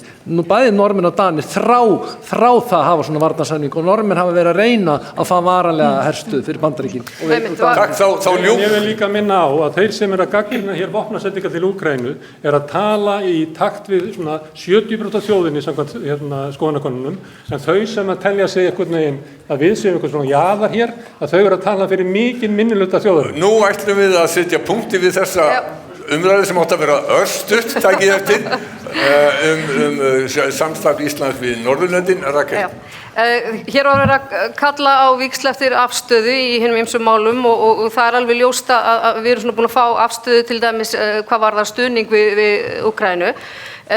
Og afstaða ríkisstjórnarinnar hefur verið mjög skýr í þeim efnum, en hún hefur hins vegar verið töluvert loðnari í málefnum Palestínu, Gaza, Vesturbakkin, Líbanon. Við ætlum að beina sjónum þangað núna. Fundurinn hófst á lýðræðisinnkomu þar sem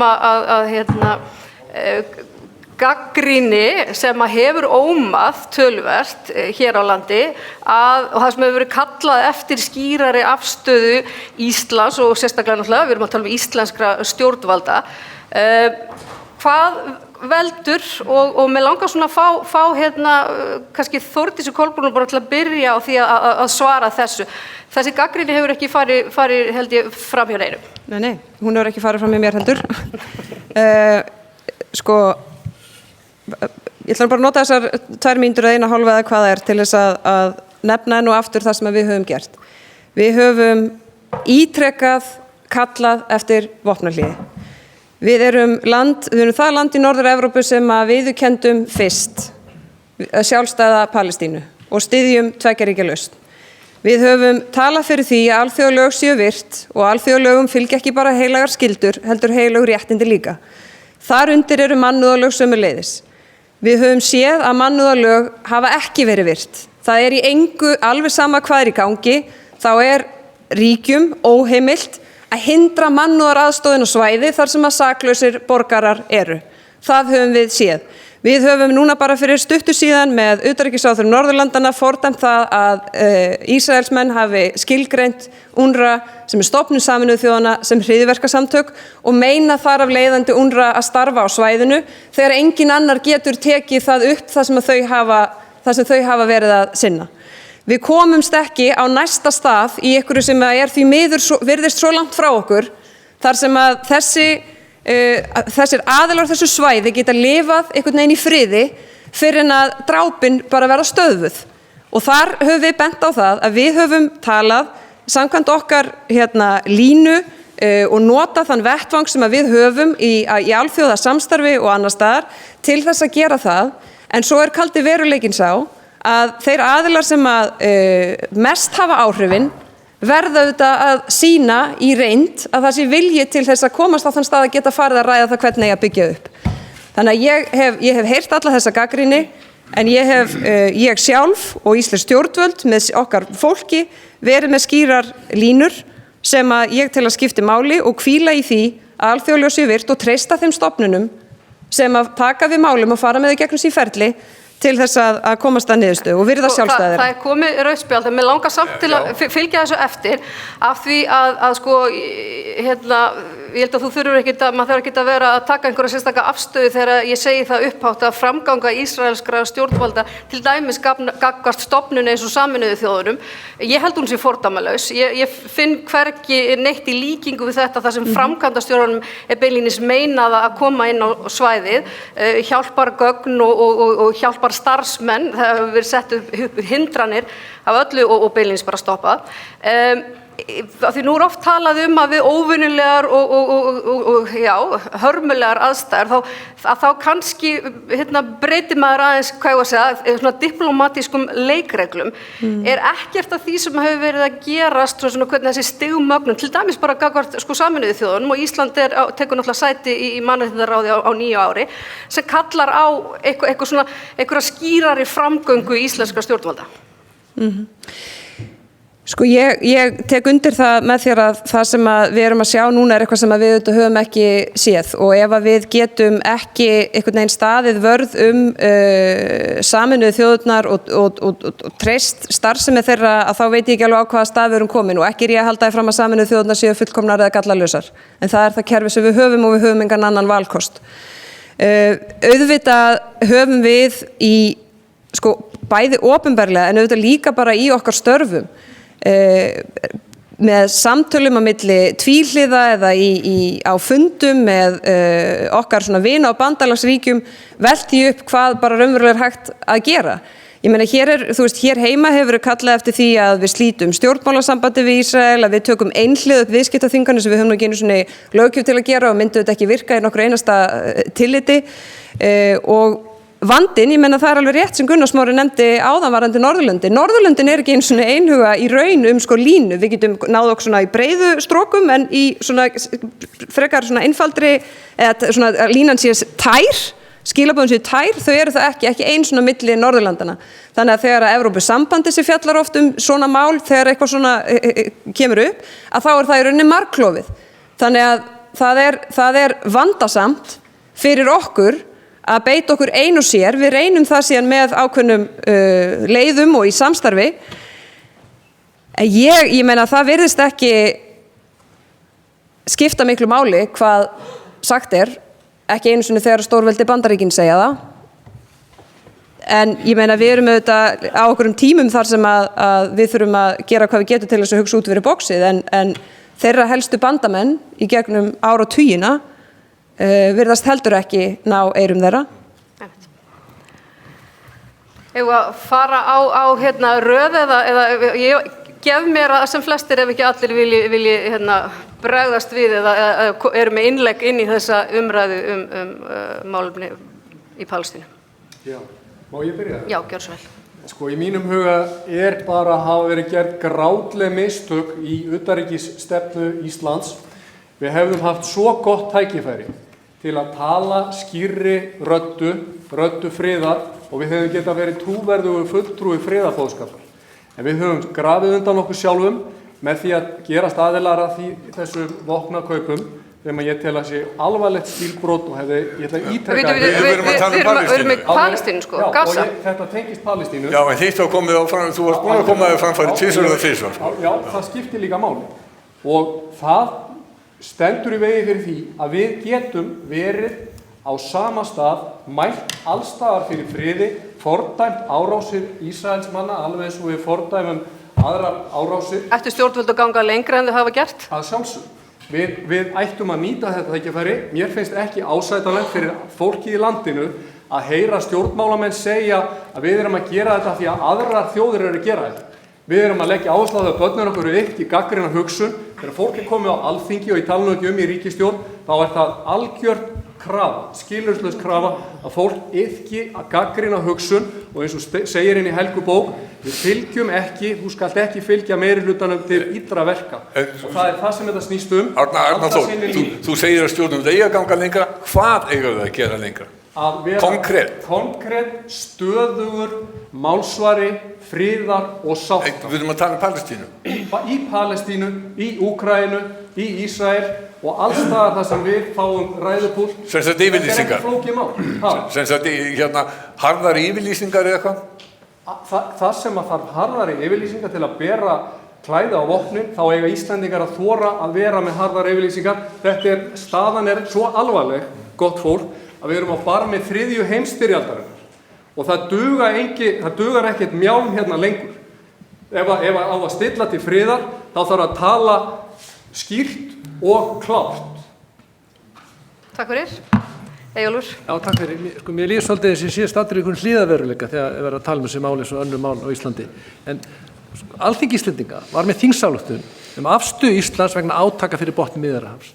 Minn flokkur studdi þessa þingsályktun, allir flokkar á þingi. Hvað gerum við þar? Jú, Alþingi ályktar að tafarlaust skuli komið á friða mannúðar ástæðum á Gaza. Alþingi fordæmir öll ofbeldisverk sem beinast gegn almennum borgurum í Palestínu og Ísrael.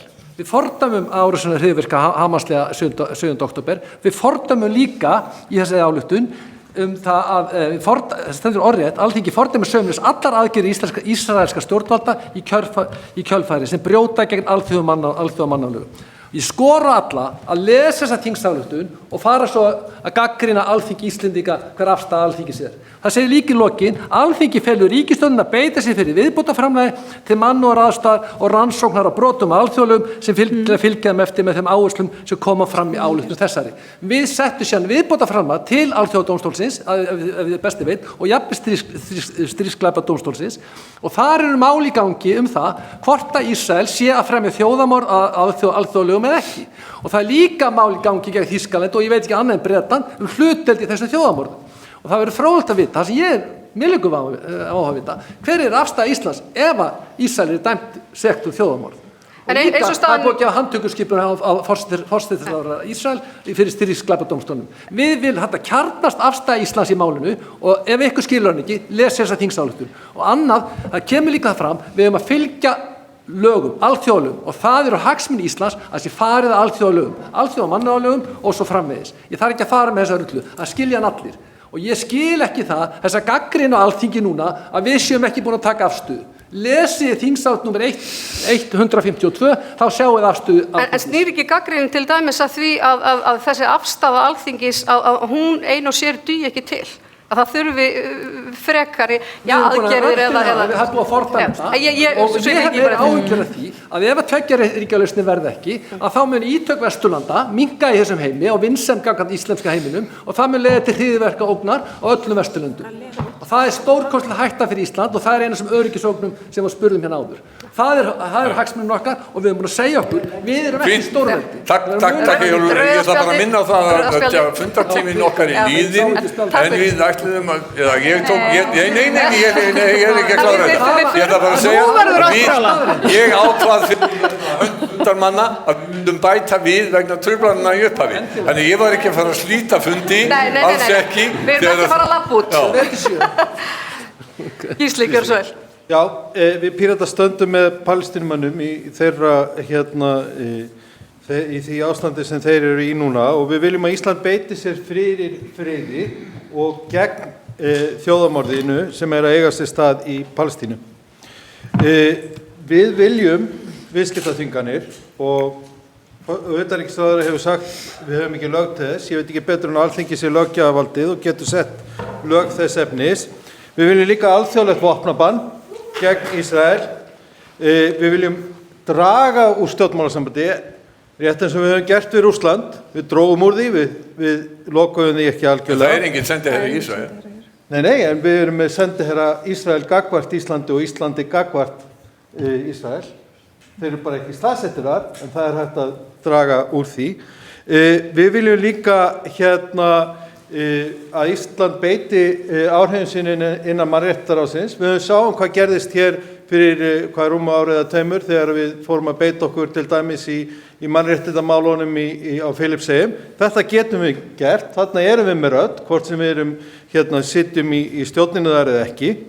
Og að lokum þá viljum við að Ísland styðji við málsókn Suður-Afríku gegn Ísrael fyrir brot á hópmorðsamningi Sameinuðu þjóðanna. Gunnar Smári. Ég er bara tekið undir margt af því sem að Gísli sagði hér, meðal annars málsóknina, að Ísland ætti að vera þar. Það er skylda okkar að þegar það er grunur þjóðarmorð að gera allt sem við getum til þess að stöðva það. Þessi ályktun þingsins sem er orðin ársgömul og svona, það er ekki svona nefnt þjóðarmorð í henni. Þannig að hún er langt bara fáránlegt að halda því fram að hún sé ykkur aðgerð. Við eigum að beita hún er fordæming. Fordæming aðgerð Ísraels. Hún fordæming í þjóðarmorð. Hvað getum við gert meira? Fordæming þjóðarmorð. Við erum ekki dómar í sökin, það máli er fyrir dómstól. Ísland getur orðið aðili að málsókn Suður-Afríku. Skoðum málum, það er dómstólið að taka máli fyrir. Það er undarlegt að ársgömul ályktun, að það sem er haldaði fram að hún sé nóg af Íslands hálfu.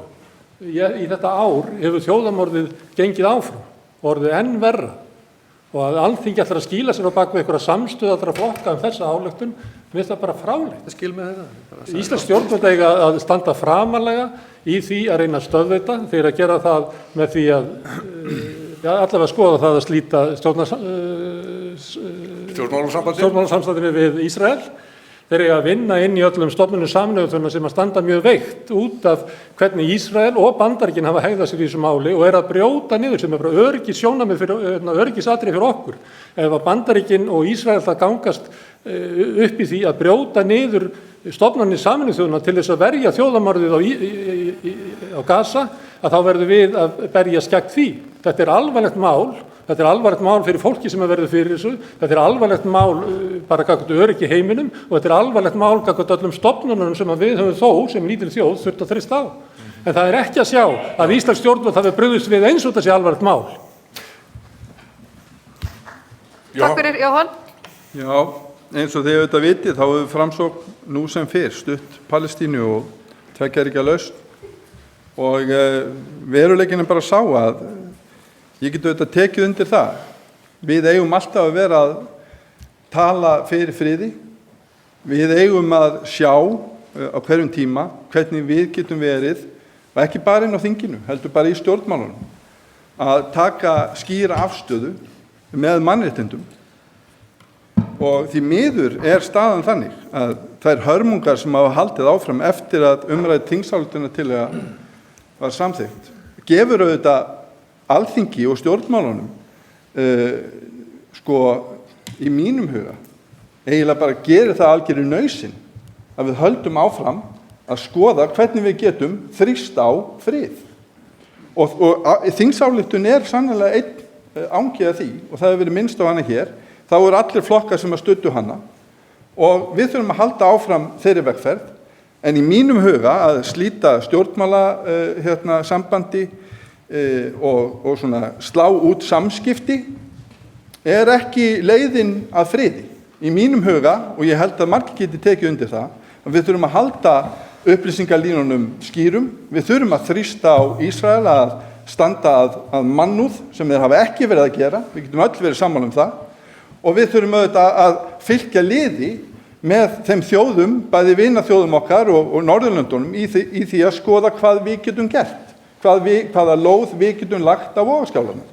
Því að þetta atburður sem er ennþá í gangi og við sjáum þessa stigmagnun núna og hefur verið á undanförnum vikum og mánuðum, þannig að þetta uggvænleg staða og við verðum og megum ekki vera til hliðar eða hlutlaus hvað það var. Takk fyrir. Hanna Katrín. Já, takk fyrir. Kannski byrja að segja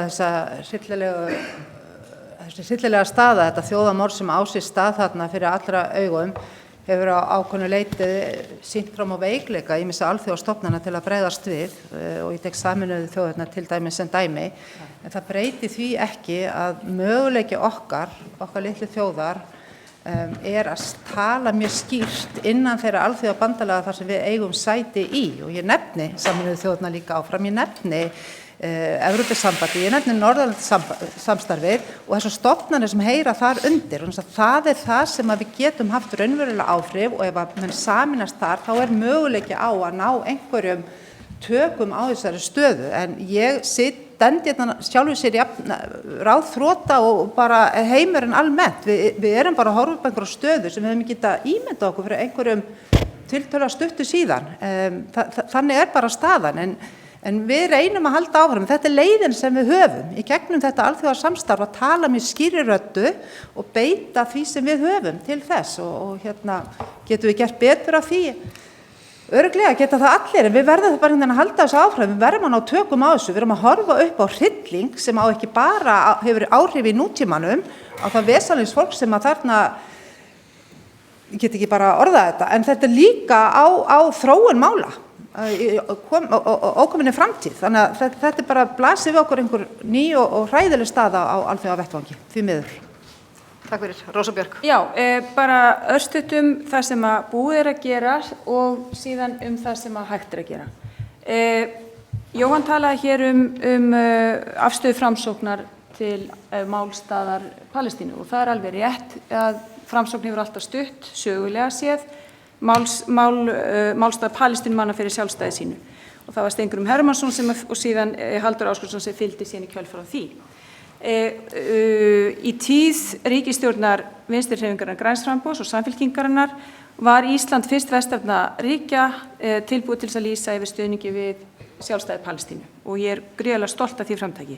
Á þessu kjörtímabili og ég ætla bara að leyfa mér að segja það að það hafi verið mjög margt af því fyrir tilstuðlan Vinstri grænna í ríkisstjórn og Katrín Jakobsdóttur sem forsætisráðherra. Það voru framlög til flóttamannaaðstoðar Sameinuðu þjóðanna í Palestínu aukin, framlög til Palestínu innan Alþjóðabankans voru aukin, stjórnvöld unnu að því að koma hingað til lands á grundvelli reglugerðar dvalarleyfi 72 Palestínumönnum frá Gaza. Fyrir tilstuðlan og þrýstings frá almenningi sem tók afstöðu með málstað Palestínu. Og þar voru aktivistar, fólk hér út í bæ sem borguðu fyrir það að koma fólki hingað heim. Og það er vel og við þurfum að fagna því líka þegar almenningur tekur sér til og sýnir einhug í því máli. Ísland hefur líka stutt við ályktanir á allsherjarþingi Sameinuðu þjóðanna og ég bind vonir við það að setja okkar í mannréttindaráðinu að hún verði líka til þess að við höldum málstæði Palestínumanna að hátt á lofti. Það sem við getum gert nú á þessu kjörtímabili sem að núna er að hefjast bráðum og það er það að fylgja Noregi, Spáni og Írlandi í málaferlum fyrir alþjóðasakamáladómstólnum sem að snýst stríðsglæpi. Það eru nefnilega tvenns konar málaferli í gangi, annars vegar við alþjóðasakamáladómstólnum og hins vegar við alþjóðadómstólinn.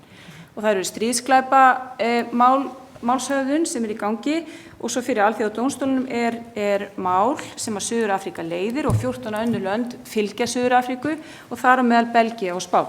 Og mér hefur fundist Spán hafa verið, við ætlum að horfa hér til fulltrúa Spánar hér í salnum, fyrir hafa staðið sig ótrúlega vel og til fyrirmyndar af öllum þeim Evrópuríkjum sem hafa tekið afstöðu í málefnum Palestínumanna. Og ég held, og Noregur náttúrulega líka, ég er að klára, að því hér hafa líka menn farið mjög mikið yfir tíman á þessum væng hérna. Þannig að við ætlum aðeins að fá líka að taka til okkar hér. En við líka ættum að fylgja Noregi í þessum efnum, vegna þess að Noregur hefur líka staðið sig gríðarlega vel þegar kemur að friðarumleitunum og hafa mikla reynslu og þekkingu á því sviði og við eigum að vera þarna þétt upp í Noreg og vera í því að styrkja það samstarf þegar kemur að því.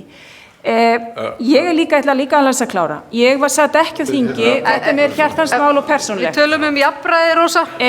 Síðan ætla ég bara að lokum að segja það að ég er gríðarlega stolt af Alþingi Íslendinga að fulltrúar allra flokka hafi samþykkt þessa þingsályktunartillögu. Og það er ekki hægt að gera lítið úr því. Þegar þjóðþing Íslendinga tekur svona einhuga afstöðu með Palestínu. Sigríður. Ég þakka Rósu fyrir að grafa hérna aðeins lengri tíma fyrir okkur sem að koma eftir hérna. Ég ætla ekki að gera það, því þetta mál er auðvitað ekki hægt að ræða, hérna, finnst mér, að einhverju viti á svona skömmum tíma. Ég vil bara segja það hér að sko, hvernig halda menn að þessar deilur hérna í botni Miðjarðarhafs sé hægt að leysa ef að menn, með æsingin hérna Norður Atlantshafi, sko, yfir þessu máli. Og hér hefur náttúrulega verið rangt með farið með mörg atriði. Ég rifja það bara upp að það var ekki samstæðum á Alþingi þegar að Palestína var viðurkennd sem sjálfstætt ríki hérna 2011. Nei, menn sátu hjá í því, hægri menn sátu hjá í því. Allra flokka voru samþykktir í því. Búið að viðurkenna. Voru þau sátu ekki hjá, menn sátu hjá, eins og einhverjir. Og ég, eins og það segir fyrir mitt leyti, ég er nú ekki vissum að ég hefði greitt því atkvæði.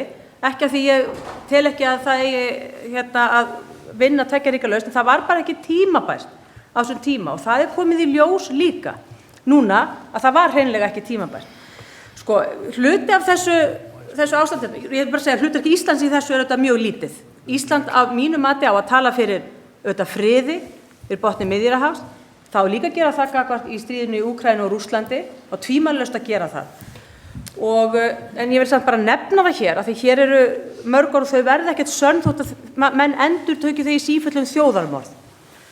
Það kann nú kannski, rétt að menn hafi veltið því hans fyrir sem hvort það geti verið að viðbrögð Ísraelsmanna við árásinni 7. október, þar sem að menn fóru með yfirlýst markmið að slátra ísraelsku þjóðinni inn til Ísrael, að þau viðbrögð að þau skoðist, að þau, heyrðu, má ég tala? Við skulum leyfa henni að lýsa yfir sinni skoðun og sínu mati. Þeir voru viðbrögð 7. október fyrir árið síðan og þar sem Þögn í salnum. Svona er þessi umræða öll orðin. Þar sem að menn fóru hér út á götur jafnvel á Íslandi og fögnuðu, já, menn fóru hér og keyrðum, ég var nú bara vitnað því sjálf, ég fór út sjálf og var vitnað því. Og stjórnvöld á Íslandi meiri segja, með semingi seint og ég hef gert athugasemdir við það, stígur mjög seint fram til þess að fordæma þann atburð. Ef fólk myndi velta fyrir sig hvort það geti verið að Ísraelsmenn telji sig standa svolítið eina, þessi 7 milljón manna þjóð í Ísrael, þegar að viðbrögð á Vesturlöndum hafa verið með þessum hætti allt þetta síðasta ár, þar sem menn hafa fundið að því að þeir séu að reyna að verja. Ég er ekki að réttlæta morðin. Nei, ég er ekki að gera það. Við skulum. Ég er ekki að gera það. Sigríður hefur orðið. Ég er að nefna, það er fleiri sem geta skammað sín. Ég geti örugglega skammast mín út af ýmsum hlutum, en ekki því sem ég er að segja núna. Mér finnst mjög undarlegt að menn hérna á Íslandi, að það hafi til dæmis, tökum bara þegar ár var liðið frá þessum voða atburðum 7. október. Það var voða lítil umræða það. Er þetta ekki kjarninn í þessu máli? Og að því að UNRWA kom hér til tals, þá liggur það nú bara fyrir að Sameinuðu þjóðirnar búin að viðurkenna það að starfsmenn þess hafa tekið þátt með skipulegum hætti í starfsemi Hamas. Og má ég segja bara eitt í því sem tíminn er kominn. Það er alvarlegt að því að menn halda það sé bara einn eða einn. Það eru engin dæmi það sem ég þekki að starfsmenn Rauða krossins hegði sér til dæmis með þeim hætti. Þannig að menn verða aðeins að hafa skilning á viðbrögðum sem er við botni Miðjarðarhafs. Takk fyrir þitt framlag. Þórunn. Ætlar hún til aftur? Nei, við hlaupum yfir. Ég ætla ágætu áheyrendur og félagar að byrja þar sem að Rósa Björk endaði. Ég ætla að taka undir allt sem Rósa Björk sagði og ég veit að þið munið það. Ég ætla að byrja þar og ég ætla að segja að mér finnst að ríkisstjórn Íslands hún hefði haft til þess stuðning flestra, held ég, á Alþingi, hefði geta beitt sér betur í samskiptum við Norðurlandaþjóðir og innan NATO og inn á þeim vettvangi þar sem við höfum rödd til þess að fordæma stríðið sem hefur núna verið í gangi í meir en 400 daga. Ég hef kallað það drög að þjóðarmorði. Það er augljóslega þjóðernishreinsanir í gangi. Það eru augljóslega verið að brjóta öll alþjóðalög og mannúðarlög. Og það sem er að gerast fyrir botni Miðjarðarhafs mun væntanlega skilgreina alþjóðamálin næstu 50 til 100 ár, rétt eins og það sem að gerðist fyrir 80 árum hefur skilgreint málin hingað til. Þannig að við þurfum bara að vita hvort við ætlum að vera, eins og Kaninn segir, réttum megin þegar sagan er sögð. Og ég held að dómur sögunar verði mjög þungur, en við vitum líka að umhverfið er þannig að Ísrael fer eins langt og Bandaríkin leyfa þeim og Bandaríkin eru bara búin að vera úr leik síðan í júlí þegar að Biden hætti við að fara fram aftur og nú erum við komið með Trump og ég held að við séum að horfast í augu við þjóðernishreinsanir og þjóðarmorð sem við höfum ekki séð áður á þessum slóðum. Takk. Takk fyrir. Það líður á lokum, við erum komin dálítið fram yfir og það verður að kenna fundarstjórunum það að þeir hafa verið alltaf slakir við það að grípa fram í fyrir og þakka niður í fundarmönnum, en þetta hefur verið að mörgu leyti mjög upplýsandi umræða. Hún hefur dregið fram skýran skoðanamun en ákveðna samstöðu líka. Við ætlum í lokin. Já, við ætlum að leyfa ykkur, þó við séum bara með þennan eina málaflokk, að ef er einhver skilaboð sem þið hafið bara almennt í þessum málum, þetta er í rauninni bara eins og hefðbundnu lokaorð. Lokaorð, 20 sekúndur, ef það er eitthvað svo átt eftir að segja örstutt, en annars er þetta í rauninni búið. Þannig að Arnar, gjörðu svo vel. 20 sekúndur, bara kæru Íslendingar, ég bið ykkur nú að íhuga það alvarlega þegar þið farið að kjósa, hvort að þið eru tilbúin að hlusta á endurtekin loforð sem að hafa í öllum tilvikum verið svikin.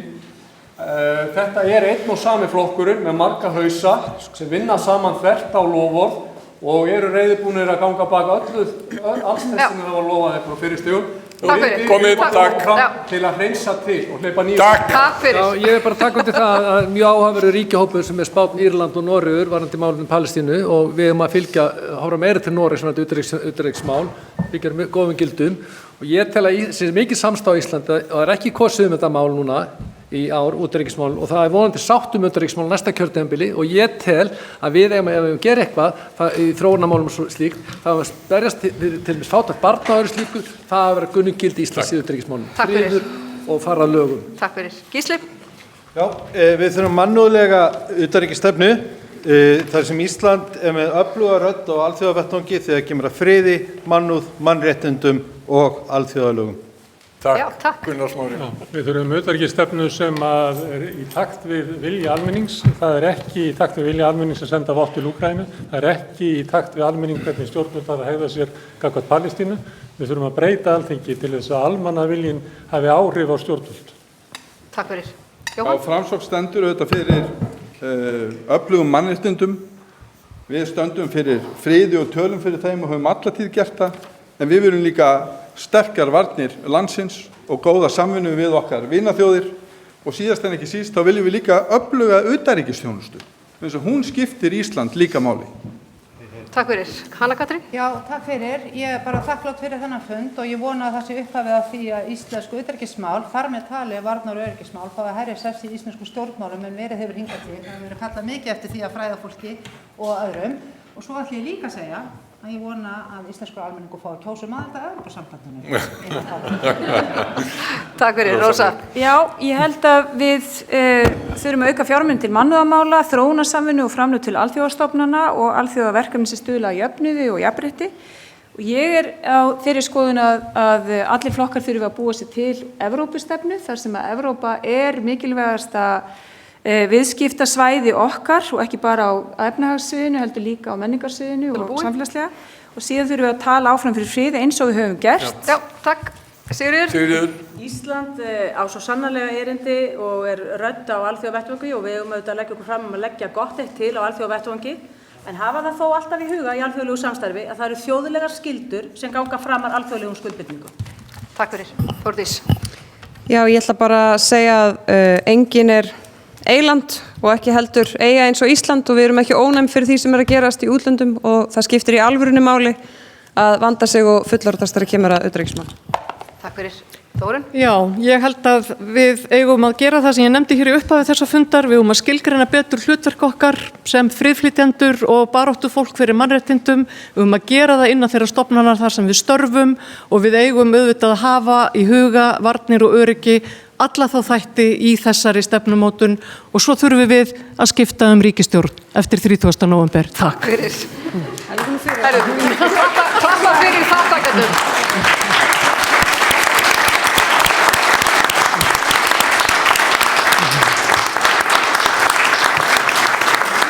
Þá segi ég fyrir hönd Alþjóðamálastofnunar Varbergs, stofnunar stjórnsýslufræða og stjórnmála við HÍ og félags stjórnmálafræðinga. Kærar þakkir fyrir komuna og kærar þakkir til ykkar sem að hér voruð í pallborði og já, við höfum að segja að þetta hafi bara gengið nokkuð þokkalega sem að seinni partinn. Takk. Hanna Kata.